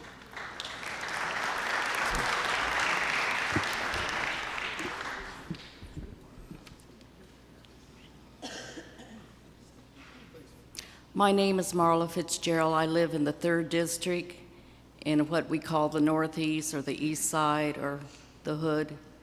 Anyway, I live where there are properties, our family properties are, where we rent to. So whoever we rent to are the people right next to us. So if we're not able to screen for drug dealings, then we've got properties across the street that are shooting the windows out and shoot. Bullets don't know where they're going. And you know, nowadays with the weapons they have, they just point and let go. So anyway, we can be harmed by that. And I've got a 13-year-old daughter that lives next door. I don't particularly want a pedophile, you know, living real close to her. She walks to school. But I think that, for one thing, I think some of this tenant rights is redundant. You have this thing called the healthy homes. Thank you, ma'am. Thank you. Mr. Gandolfo. Hi. My wife kind of introduced me already. We came here in the 90s. I'm an attorney, and we've also invested in homes in Kansas City, east of Paseo, Troost, those areas. We love Kansas City. However, our concern is that we see a trend in, how can I say this, like hostile to landowners, investors, and people who are fixing homes, providing safe, healthy houses that we don't raise the rents. And our concern is that I see this trend, but at the same time, I also see that there are already several laws in place that would take care of the same issues, such as the Fair Housing Act and other laws that do not permit landlords, I haven't done this in a while, landlords to have their houses run down. There are several legal remedies to take this already. And again, I'm afraid for the future of our business. Thank you, sir. Your time is up. Thank you. Marla, and people are forgetting Councilman O'Neill's request about say where you're from. He may just vote against you for the heck of it. Marla Fitzgerald, Kelly Lager, and Jennifer Justice. You already called Marla, Kelly, and Jennifer. You already called Marla, but I'm Kelly Lager. Sorry. I'm a landlord in the northeast east side of Kansas City. Between my siblings and I, we own and manage several single-family houses. We're all born and raised in the east side, where my mother and a few of my siblings still live. Therefore, the east side is important and will always be important to us, and we continue to invest there. The bulk of our inventory comes from the land bank. All of our properties are registered with healthy homes, which we agree is important. Slumlords should be ran out of business, especially the out-of-state owners who ignore all city violations and run down houses. But there are also many savvy renters who know how easy it is for them to live rent-free in one of our homes for 4 to 6 months. Some sort of a screening is very important for our property owners. The person who usually rents from us are the ones with good rental history. We keep our rents lower than others because we want to keep our renters. We don't judge people for real low evictions. We understand people change, but a recent eviction can be a problem. If we could have 10 people wanting to rent, we can only get to one. Let's just stop the lawsuits. Thank you. Ms. Justice. Thank you, Housing Committee. I appreciate the time that you've taken to listen to both sides of this, and I thank the Tenants Group as well for meeting with us. Problems with this do concern, the double bureaucracy. We do have a lot of ordinances, codes, et cetera, healthy homes in place that already address many of these issues. Currently, this is poorly written. There's so much language in here. She quoted Section 10, de minimis effect. What does that mean? That's very ambiguous language. It leaves people open to litigation, and it needs to be honed in. This issue is important to both sides. This is important. It needs more focus. It needs more time. This came out at 2 o'clock about this afternoon. I feel that everyone has not had an adequate time to read these substitutions and make a decision. These are private property rights at stake. This is a very important issue. Thank you.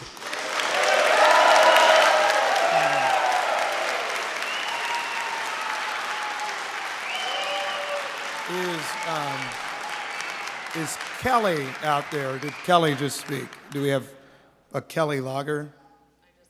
Oh, sorry, ma'am. Thank you.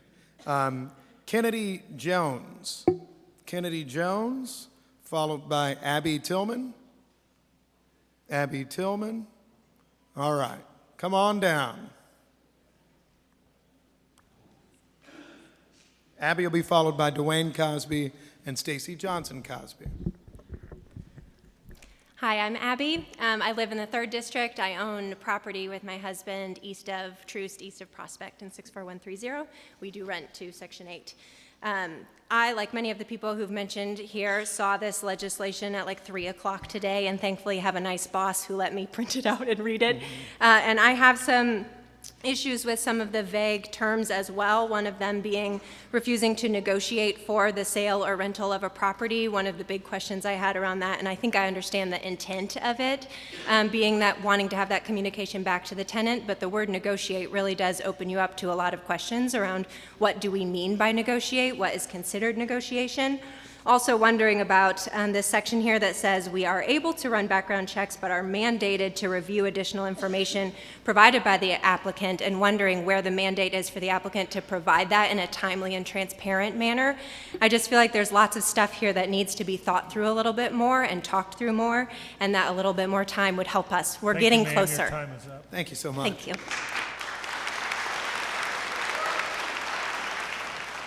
My name is Kennedy. I'm from the 5th District, and I'm opposed to the bill because I believe that it does not hold tenants accountable. The landlord is not the enemy. And specifically, some things that you all say you want to know about in the bill itself, the high efficiency standard, furnaces and things of that nature. Who's going to pay for that? You want to talk about also that you can't put fees back onto the tenant. What if a tenant calls and says, hey, you know what, my sewer line is stopped up? They were the ones who stopped it up. Landlords don't stop up their sewer lines. They don't infest their units. And also, I'm also against the utility thing as well too, because we don't live in a unit. And the KCPL, gas company and everybody else, they may not necessarily release that information because it's not my particular unit, it's another tenant's utility bill. So I think there's a lot of things that Thank you, sir. needs to be addressed. Thank you. Thank you so much.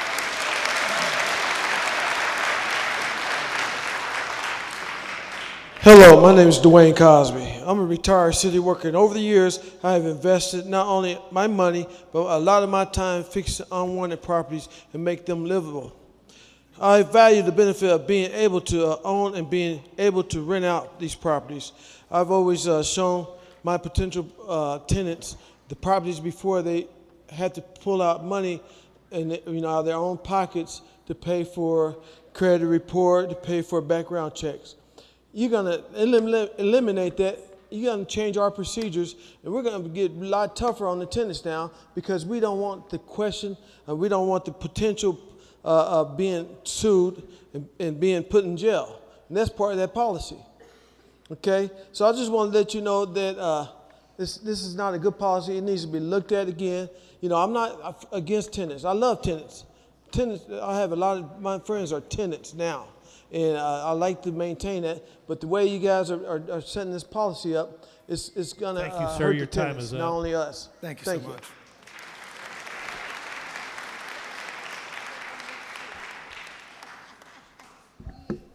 Good evening. I'm Stacy Johnson Cosby, live in the 6th District, own property, the 3rd, 4th, and 5th Council Districts.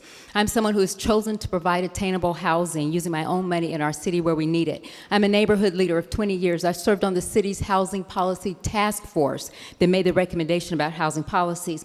I think what we're doing, and instead of layering on many levels of bureaucracy and red tape in multiple departments, why don't we first take care of the 54% of the taxpayers who own their homes and the basic services that we are already promised based on the taxes that we've paid today, they have not been delivered. The codes department's understaffed and not able to respond to Action Center 311 Action Center calls. There are people who have water, 18,000 people plus last year had their water turned off from the city because there's not enough, the water bills are too high. And a lot of people cannot pay their property tax bills this year. So we need to provide some assistance to them. Is there going to be a homeowner's bill of rights? Instead of putting us versus them, instead of making it us versus them, instead of having us versus them, let's work together. Let's not pit the tenants against homeowners. Let's sit down and work together. There's no rush. And the codes that are already there, let's enforce them today and put slumlords out of business today. All right. All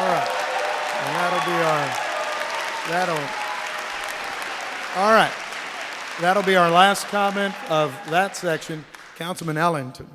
All right, I think I see the issue. So I went to the city's website to pull it up because a lot of the landlords kept getting up saying the same thing, and it appears that on the website, the committee substitutes that are in front of us, yeah. So I don't know how to fix that for people to actually be able to read the language. Some of y'all concerns are not in the new ordinance though.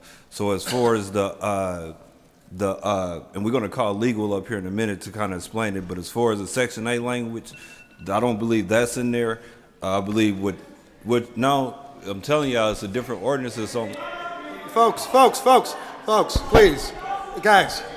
Sir, have respect for people. We can't do it that way. This is the problem with trying to yell over somebody with a microphone. I can out-talk you, right? And I'm not being agitative. I'm trying to be as fair as I can, right? So again, I'm gonna say what I said, and you can take it as what it is, or you can yell. If you look at the website, y'all don't have the committee substitutes that we have in here. So a lot of the language that you guys are talking about is not in the committee substitutes that's before us, going back to revision 10, which would deal with the Section 8 language, and also the language that talks about the background checks. And again, I don't know how to show you the language right now, but it's not on the website. And I think that's the majority issue that we have because people are getting up talking about stuff that is unrelated to what's in front of us to actually pass. So you can take that how you want. I think that's fair. All right. So our next step will make kind of discussing some of the things. Frankly, I'm like, people watching. To Malia's point, I actually share her question about the de minimis language item. That was added today, or recently, I believe. I don't know exactly what it means either. So, well, I mean, I know what de minimis means. I think it's somewhat confusing in the sentence. And so if the assistant city attorney could actually explain what's intended by that language, which as I understand it is adopted from the city of Chicago. The sentence, by the way, in case you're wondering, is this shall include, which I don't like starting a sentence with this because it's like what? But anyway, this shall include refusing to make modifications that would have a de minimis effect, which does mean minor, effect on the property owner and allow the owner to accept a lawful source of income. So what are you getting at with that? Can you hear me now?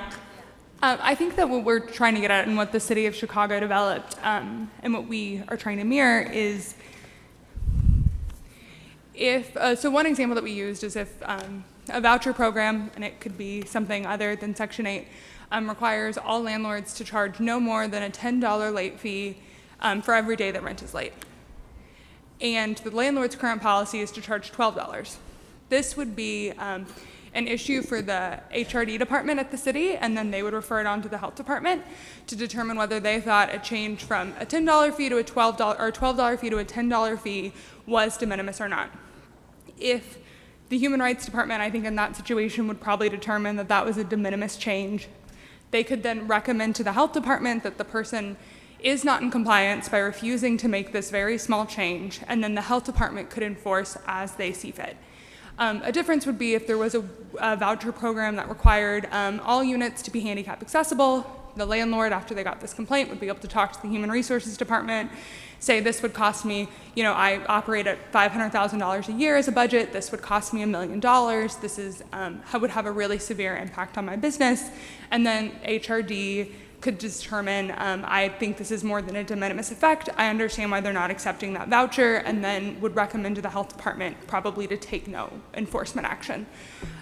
So I think it would be the same interpretation standards that courts look at when they look at de minimis, and I would think that the health department and the appeals board would look to that same kind of case law standard. So I can't bob, or else everybody will get mad at me. I might ask, I won't be mean. I mean, is this necessary to the ordinance council? I mean, I just don't, I understand what you just said, but at the same time, what problem are we curing with insertion of this sentence? You're saying we're curing a particular situation. What is that situation? I think the situation that would come up is how the council wants to handle when a landlord for some reason doesn't qualify for a voucher program, whether they should be required to get in compliance with that voucher program and accept those vouchers, or whether simply not being in compliance is a good enough reason to not take vouchers. Chicago used de minimis as kind of their way to find some reasonable standard. But, I would consider, I mean, that's where de minimis, that's where Latin starts to get us in trouble. Because in some ways, right, the de minimis effect is truly a term of art. Because I'd imagine if I were not renting through a voucher program, then it would be a material change to require me to start doing so, which is the opposite of de minimis, right? Okay, I'll play lawyer and say yes. The opposite of minor is a big change. And so if I'm not in a type of business because I don't want to necessarily, do something. Excuse me. Yeah. Mr. Mayor, I would ask that we get some clarification or definition on how the Section 8 or voucher program works. And I understand that Ed Lowndes is here in the audience. If we could just provide some clarification, because I'm not familiar with that, I think that will help. Go ahead, Ed. Yeah, Ed, there's been several issues brought up about the payment and all that. Could you address that? Yeah. I'm Edwin Lowndes. I'm the Executive Director for the Housing Authority, Kansas City, Missouri. And we operate the largest housing choice voucher program in the state of Missouri. We currently have over 7,500 participants in our program. The program has a number of different phases to it. The first one is we issue a voucher to the tenant. That tenant then goes out and negotiates and works with the landlord, who completes what's called a request for tenancy approval.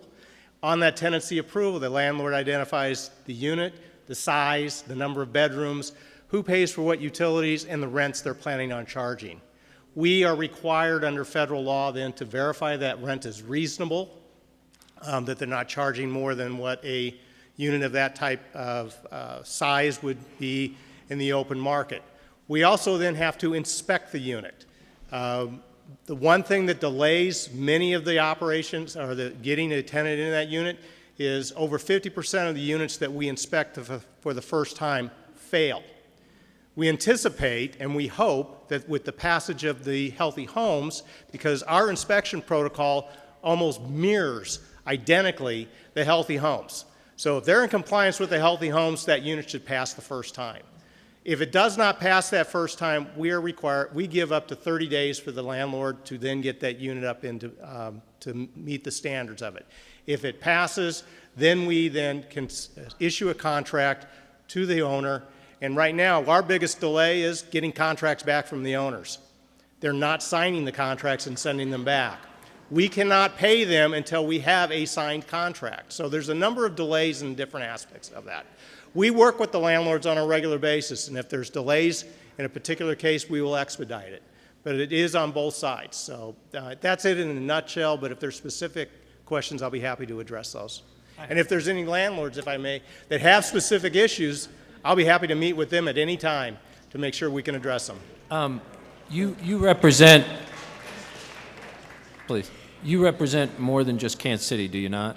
Our Section 8 voucher program is predominantly in Kansas City, but we have the ability to work outside the city limits in our voucher program. So we have voucher holders in Raytown, Grandview, Gladstone, anywhere, most of the cities where they do not have their own housing authority. Lee Summit, Independence, Excelsior Springs, Liberty, and a few others have their own housing authorities, so their voucher programs are predominantly in those cities. Okay. But we cannot cross state lines. Any other questions from council? Seeing none, thank you, Mr. Lowndes. All right. All right, so we have, let's work through each document separately. And I do want to say part of the reason that we had the evening meeting was to facilitate more robust public comment.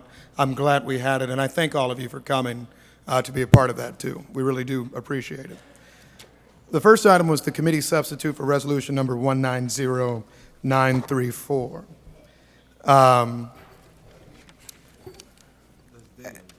No, this is And in resolution.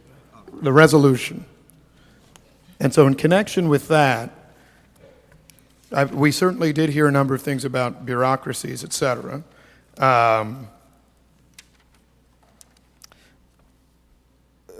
resolution, and I'm trying to see, and is Ms. Brown back? All right. Thank you. Because I heard a number of objections, specific objections as to the ordinance. Now the question is as to the resolution. And I'm trying to recall the specific objections as to the resolution, other than general bureaucracy concerns.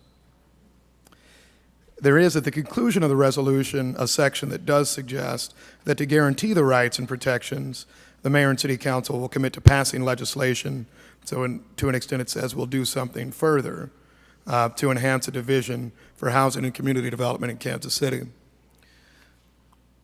Otherwise, my contention might be to the committee that I don't see grave concerns with the resolution itself, because it doesn't endeavor to change any legal rights or responsibilities, and it cites currently existing sections in each provision of existing city code or Missouri state law or the Federal Housing Act. So I would argue that it's ripe for a recommendation to the full council.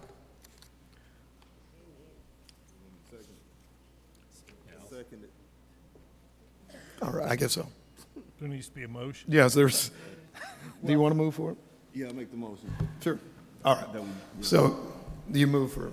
I move that we pass the resolution out of committee. Do pass. All right. Committee substitute, excuse me, for the resolution. Number 190934, is that what you're moving, Mr. Ellington? And is there a second? I'll second. All right, there's a motion and a second. The committee substitute for resolution number 190934 be reported to the full council. There's a question, Counselor. All right. Motion and a second. Is there any discussion on the motion? Seeing no motion on the discussion, all in favor of passing committee substitute for resolution number 190934 indicate by saying aye. Aye. Aye. All opposed? All right. The motion passes. This will be referred to the full council. All right.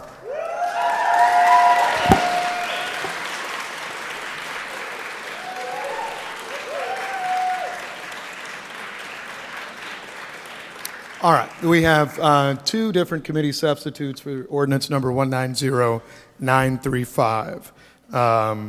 There has been more discussion, and I'll try to summarize some of the comments that we've heard.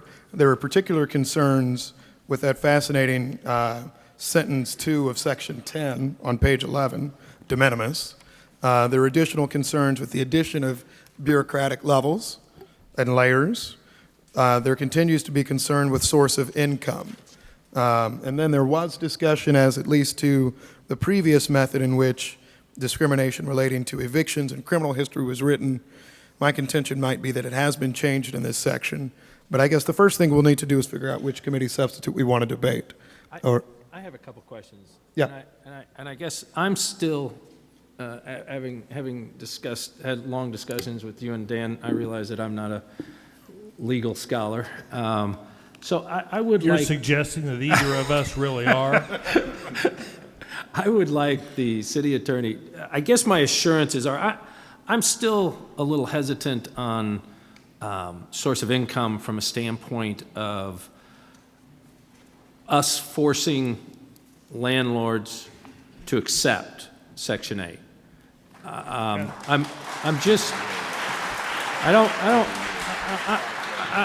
really having a difficult time with this pitting everybody against each other. This isn't about that. This is about coming up with a resolution that works for everybody. And I'm really trying to do that. And I would like the city attorney to, I know you've done the de minimis thing, but I would like to know what that qualifies if a landlord doesn't want to rent to somebody because of several issues, one being included, they don't like taking Section 8. Does that make it are they breaking the law by doing that? I would say that the mayor's current committee substitute, it would be up to HRD and then the health department to evaluate whether not liking Section 8 had an effect on them.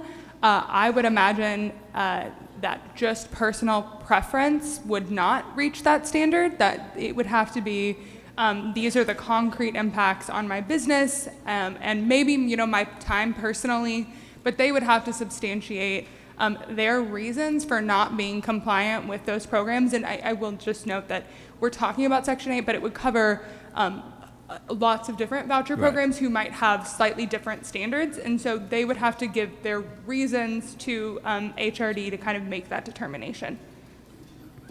All right, Councilman Ellington. Yeah, I actually have the same question, and this is what I was reading when I was interpreting it. It says to refuse to rent, subsection 10, I'm in the mayor's substitute right now. To refuse to rent or make any distinction or restriction of the rental or dwelling unit because of the type of lawful source of income, this shall include refusal to make modifications that will have a de minimis effect on the property owner and allow owner to accept lawful source of income. So my question will be directly related to the encompassing, because the way I read it, it seems like the landlords would have to take into account all lawful sources of income, but this would not be the determining factor if they chose to rent or not to rent to somebody on Section 8, which goes back to the discrimination clause earlier in the bill. So how would that be all-encompassing? I think I understand your question, but please correct me if I'm wrong. It doesn't. Section 10 is sections 1 through 9 are specific kinds of discrimination, most of them against protected traits. 10 is just, like you said, any source of income. So child support payments are a big one. If someone refuses because they say you don't have enough income, but you're receiving $500 a month of child support that you're putting towards it, that must be included, and you couldn't say, if your income is partially child support or disability payments, you're not allowed to include them. No, that's not what I'm asking. What I'm asking is that the landlord would still have the right to refuse renting to somebody as long as the sole basis of rent wasn't that they was on Section 8. Yeah, if they had a different relevant reason, they could still. So then it does not force people underneath the language that's in front of me to rent to somebody on Section 8 just because they have a voucher. So I want to...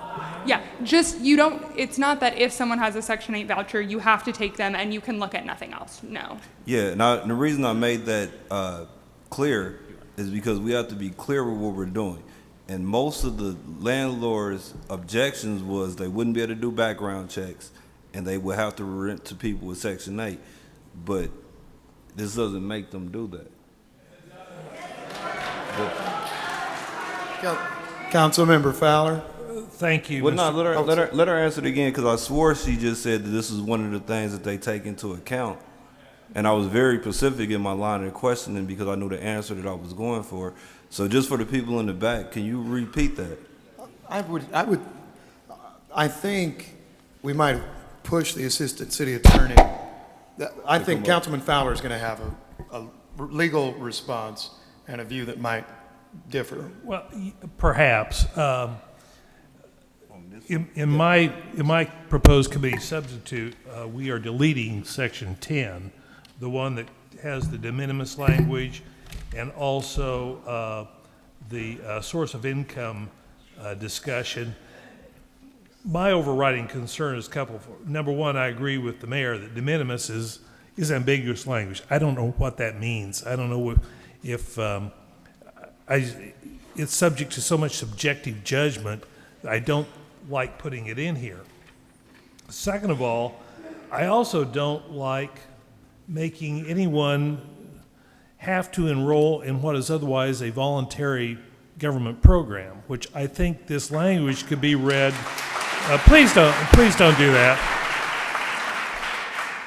Please don't do that. I'm trying to make a point, and I think I want everyone to hear it clearly. And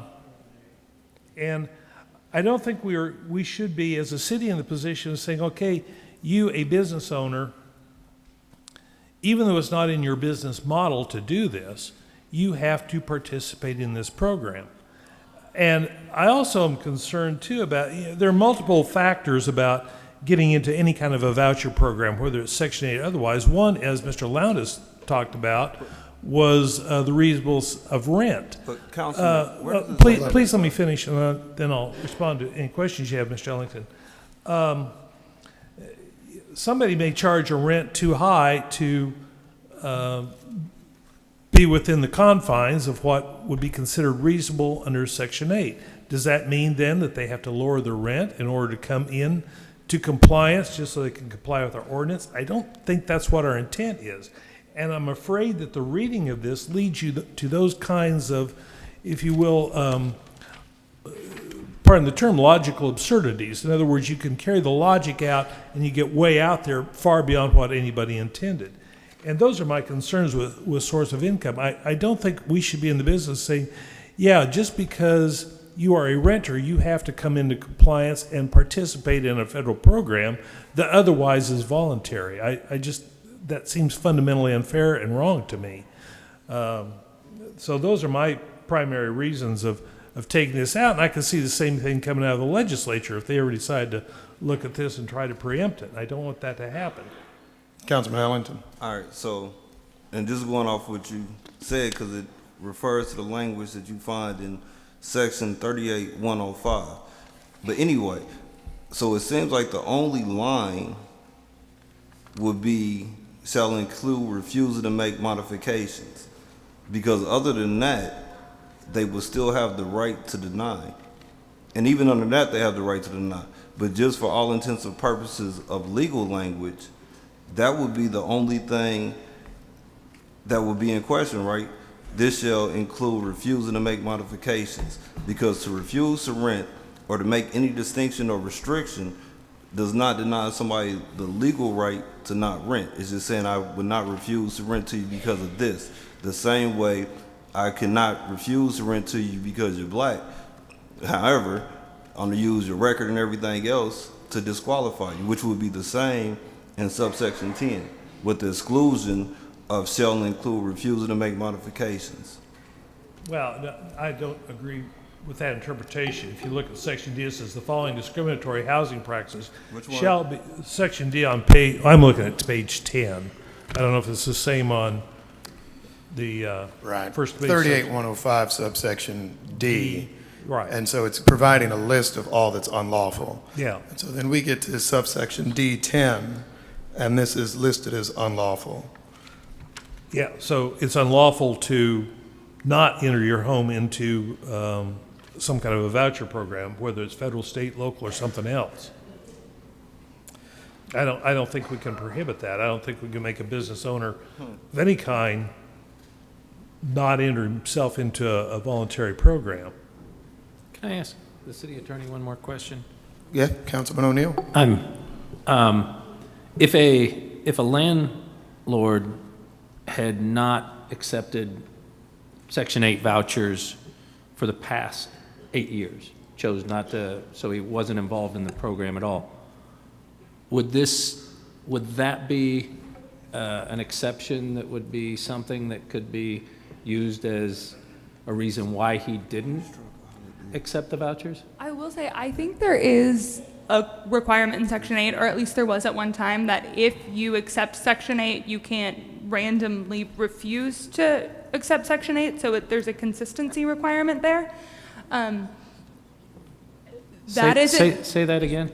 I believe, and I'm sure there are people in the room who could speak to it more eloquently than I can, but I believe there is some requirement if you participate in the Section 8 program that you can't refuse to participate. Or, okay. It is a voluntary program. A landlord could accept a voucher today for a particular unit at, say, 123 Main Street. That unit goes vacant. There is no requirement that he ever take Section 8 again. Okay. But we could. I don't have a reason that we couldn't contemplate making that part of the exception as an amendment. Depending on the exact language, we'd have to evaluate it, but I think that that's an option for the council.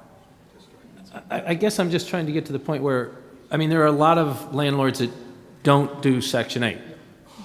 And there are several that do, and the ones we are the ones that would be affected are the ones that don't accept Section 8, who already don't accept Section 8 and haven't. And I guess we're now forcing landlords that have never accepted or don't accept for one reason or another, that we're forcing them to go back into the roles of accepting.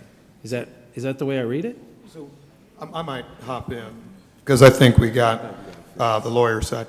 What I might actually propose is just striking sentence 2, the language that says, "This shall include refusing to make modifications that would have a de minimis effect on the property owner or allow the owner to accept a lawful source of income." If we strike that sentence, then the contested language that remains would be this: it is discrimination, in essence, to refuse to rent or make any distinction or restriction for the rental of a dwelling unit because of the type of lawful source of income, full stop. I think something that we can do to make it clearer for housing providers, tenants alike, is if we introduce the word solely before because, right? So instead reading, to refuse to rent or make any distinction or restriction for the rental of a dwelling unit solely because of the type of lawful source of income. Why am I making that proposal?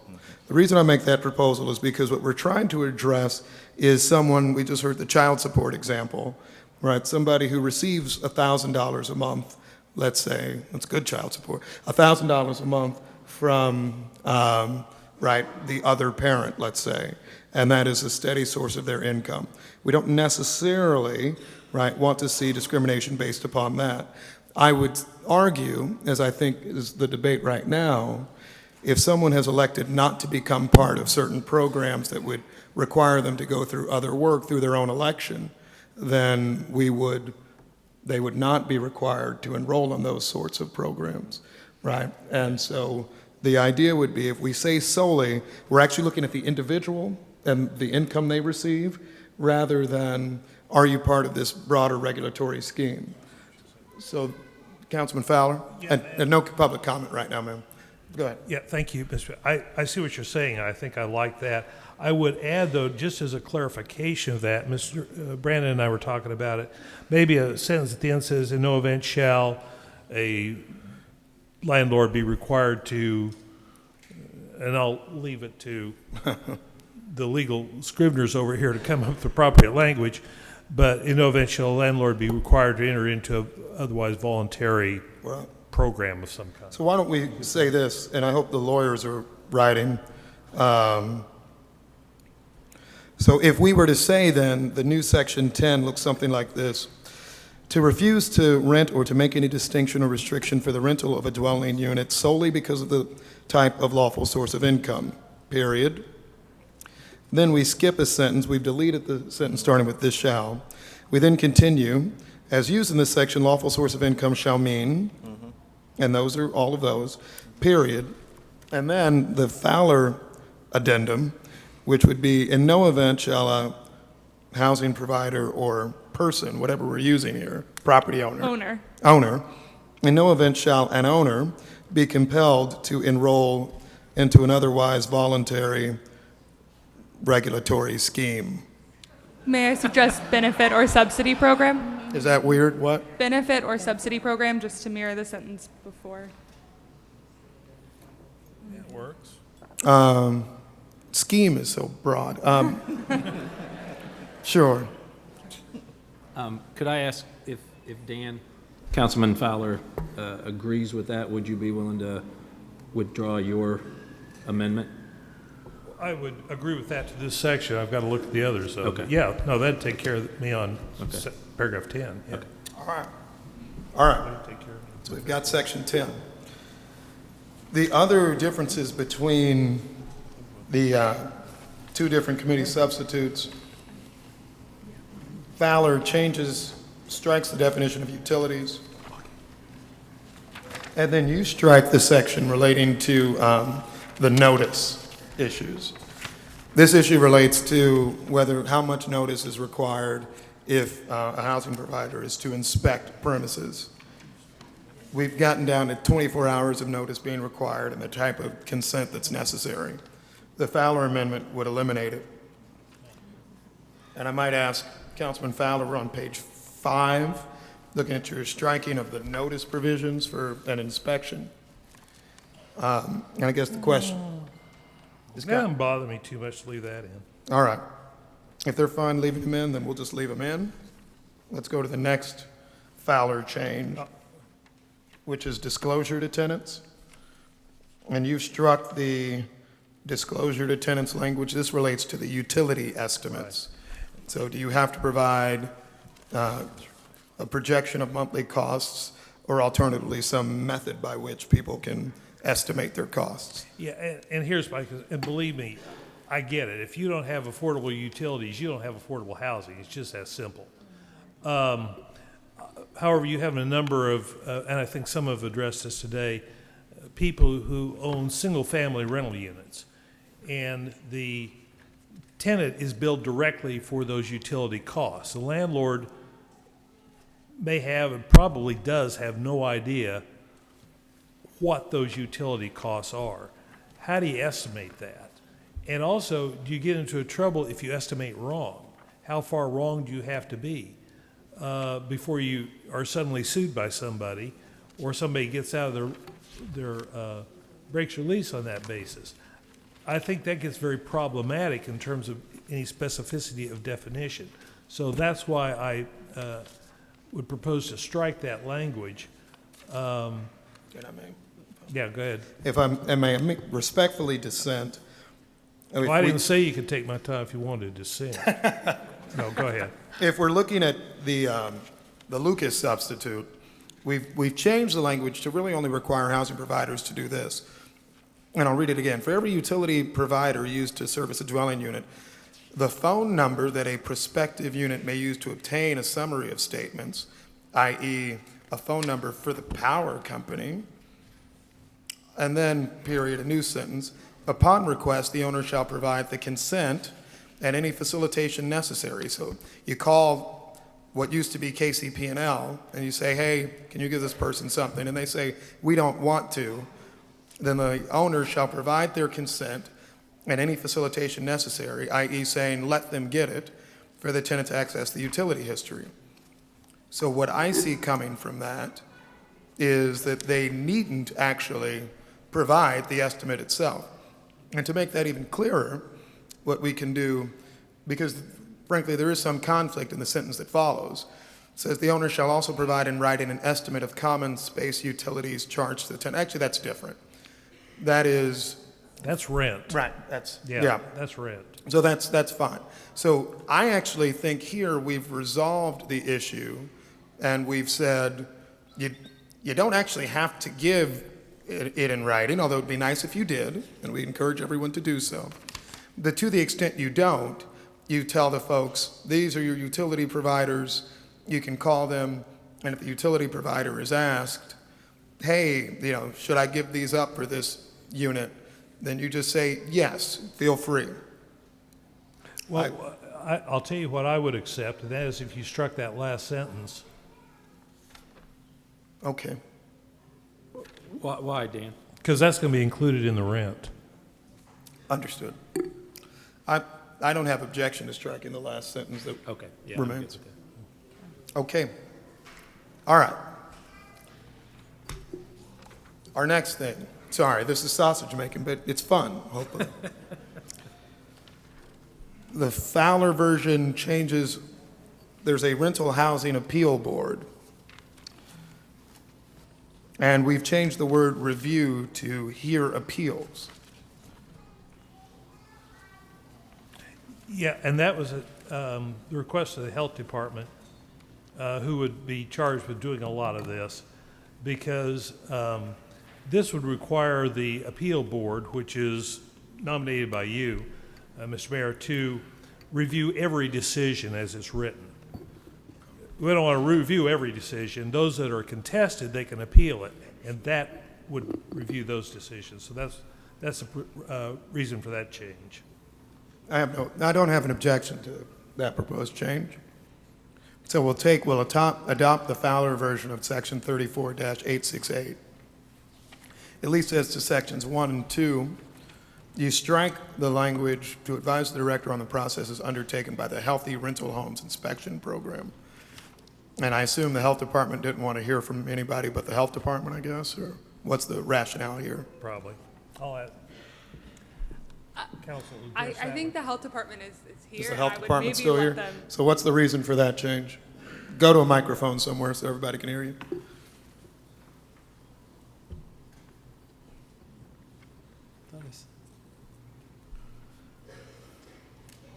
I'm sorry, what was the question? The question is, there's a recommendation from the health department that we strike language in this ordinance that says to advise the director of public health on the processes undertaken by the Healthy Rental Homes Inspection Program, including but not limited to regulations and code revisions. So the theory of why this was included was to say this rental housing appeal board, after hearing all of these concerns with rental housing, should actually tell the health director, hey, there's a big issue with, let's say, bed bugs in lots of homes in Kansas City. Maybe you should look into that. It seems as if your department has recommended we strike that recommendation. My question is, that's a little pejorative, I know. My question is why? Well, the way we were reading that portion of the proposed ordinance was that the appellate board would operate under two functions, as an advisory board and an appellate board. And we felt it would be a conflict of interest to advise us on how to run the program. And then if something maybe wasn't done exactly the same way and it went in front of the appellate board, and then that same appellate board would be the group who would then make a decision on the final outcome of actions or enforcement that was taken by the department. We have no issue with advisement as far as how something should be done or proposals, but it was just that how is one board going to operate as appellate and advisory at the exact same time, one body. I mean, I hear you knocking, but I don't know. I don't have a, thank you. You've answered. I'm not sympathetic to strike. You a lawyer? Right. I'm not sympathetic to striking that language. Any of us who deal with courts or anything of that sort, courts give decisions that change how you do things. They also will review your compliance with them. It's the nature of things. I get the request for distinctions, but I would recommend we leave that sentence in. Councilman Fowler, are you agreeable to that? In exchange for the two previous sections in. Yeah, I can live with that. Perfect. All right. Thank you. All right.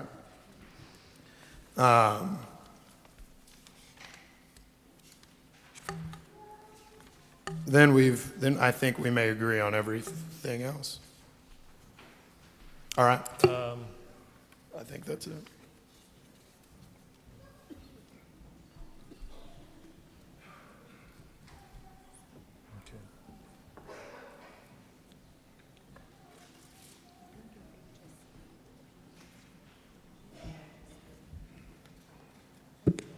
I might remind everyone that after this vote tonight, this goes in front of the full council. This does not become law tonight. So just so you know that.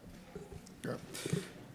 All right. Okay, I'm fine. All right. So we have agreement and consensus on the two different committee substitutes. I'll just hold a second for our colleagues to. And where'd Councilman Ellington go? Will. All right. All right. We'll hold tight for a second. I can't. I love you. Take a 5-minute break. We'll take a 5-minute break for Councilman. Thank you.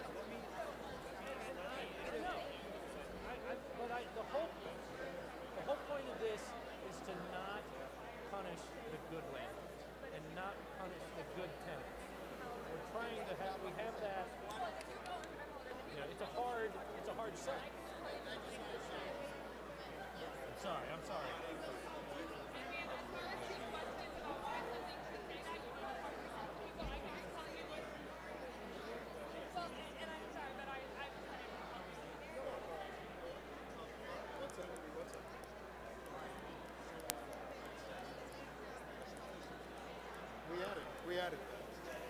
We didn't say voucher, but we said you don't have. We just said you don't have to enroll in the program. And if you're not, correct me if I'm wrong, if you're not in a voucher program, you don't have to take voucher, right? I said you don't have to enroll in any government program. I'll tell you, actually, you would probably like the way we put it more than how you're suggesting, right? What we're saying is you don't have to enroll in any program, right? But you see, if you say just vouchers, then there might be another program that you would be forced to do. Right. So the broader is actually better, I think. But I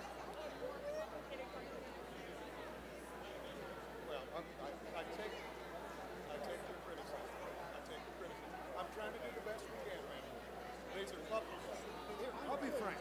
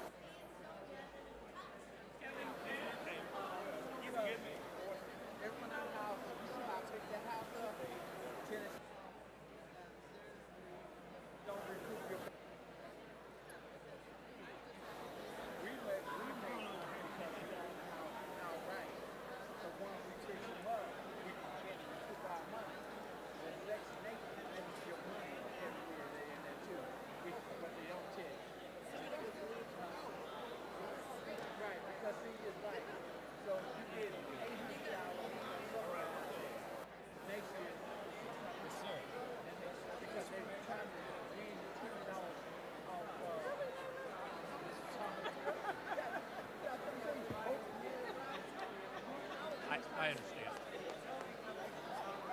That's why I think we made a good compromise there. If you give them a phone number, I think that's your obligation. No. No, I know.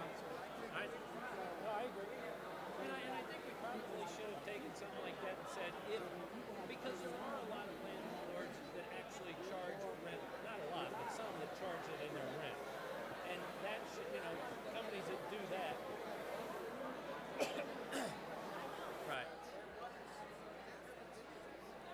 You have to, because you don't know how it's spreading. Yeah.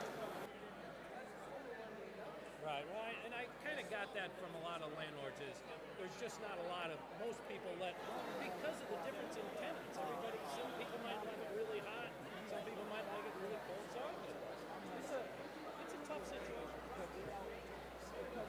Yeah, I agree. Yeah. Appreciate it.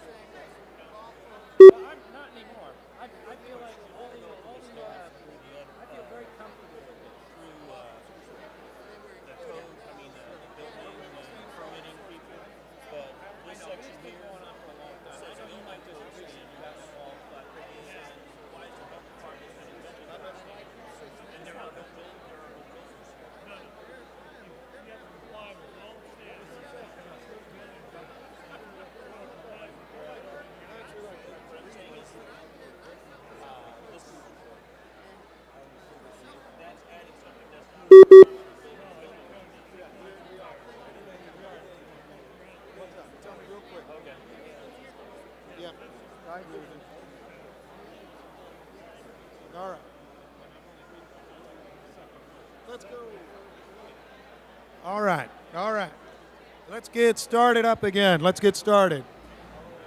All right. All right. Thank you. Yes, please. All right. Let's go ahead and get started. We're going to get started again. All right. Thank you. Everybody's got. Okay. We will start back up again.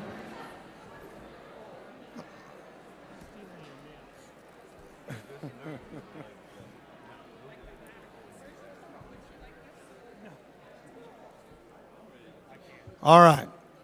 Thank you all for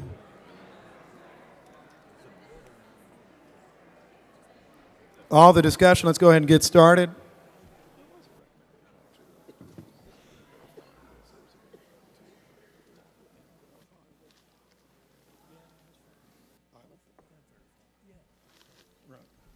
All right. We appreciate everyone advocating during the break. It was a good opportunity to hear from all of you. And some may wonder, and I will just say this before we take a vote, part of the reason that we have had meetings of this length, and we're having a meeting now where we go through documents together, and I said this to someone before, is I don't actually like us just cutting deals in back rooms or calling one person or another and all of that. So the misfortune of it is that, yes, you see us go through things and come up with things in front of all of you. But what I don't want is the alternative where maybe I cut a deal with the apartment association and some small group of tenants and we all decide that that's what we like, but we leave out all the single-family homeowners or something else under the sun. So that's why we do it this way. That's why we have a public meeting. That's why we did it in the evening. It's not actually to rush something. Instead, it's actually to do government in the sunlight, which I think is something that we should prefer. Well, thank you. You're very... all right. All right. Thank you. So a few things that, I'm at least thinking about. So the source of income appears to be, in some ways, the last area of debate and discussion. I do think that in some way it is, there has been some discussion on, with lawful source of income, is there a way to make sure that it's also verifiable? And by that, it means, let's say, for example, for some years when I was growing up, my mother was married to a barber, right? That's a job where you have lots of cash. I know, I just blew up her spot. She was. I'm sorry. Sorry, Mom. So, right, so he would show up with just cash, right? But at the same time, someone wants to know that that cash you received is actually from a lawful source of income rather than just cash that you have. The thought here might be adding something like the word verifiable or reasonably verifiable, i.e. you can call the barber shop and say, does this guy work here? And then they say, yeah, sure. Might be a way to allay some concerns that somebody who just walks in with $50,000 of cash is saying, or more likely $800 of cash, is just, it's just walking in and saying rent to me. And so what I might suggest to the group is if we added in, and I'm on page 11, and this is back to the source of income language. And we would say to refuse to rent or to make any distinction or restriction for the rental of a dwelling unit solely because of the type of lawful and reasonably verifiable source of income, period. And reasonably verifiable.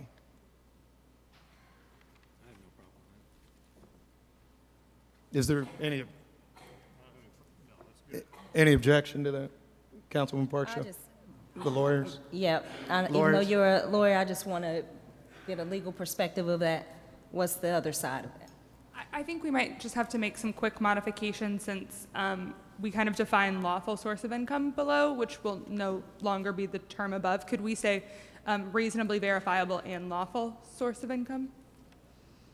Yes. Okay. That's what we're doing.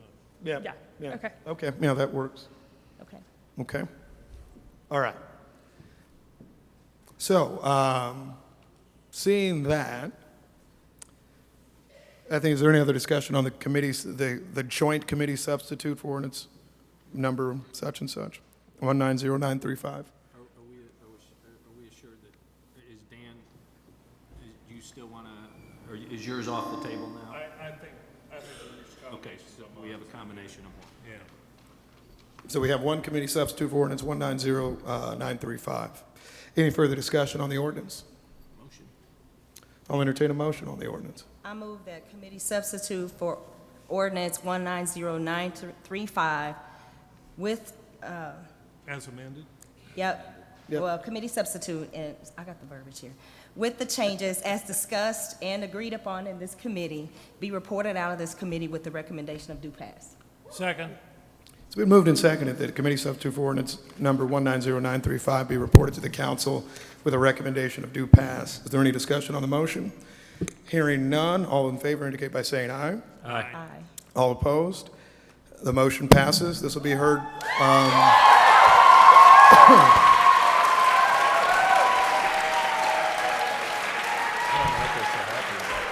All right. Is there any other business before the committee? This ordinance will be heard before the full council sometime from now, December the 12th, I believe, Thursday, December the 12th. Thank you, and that's all for now.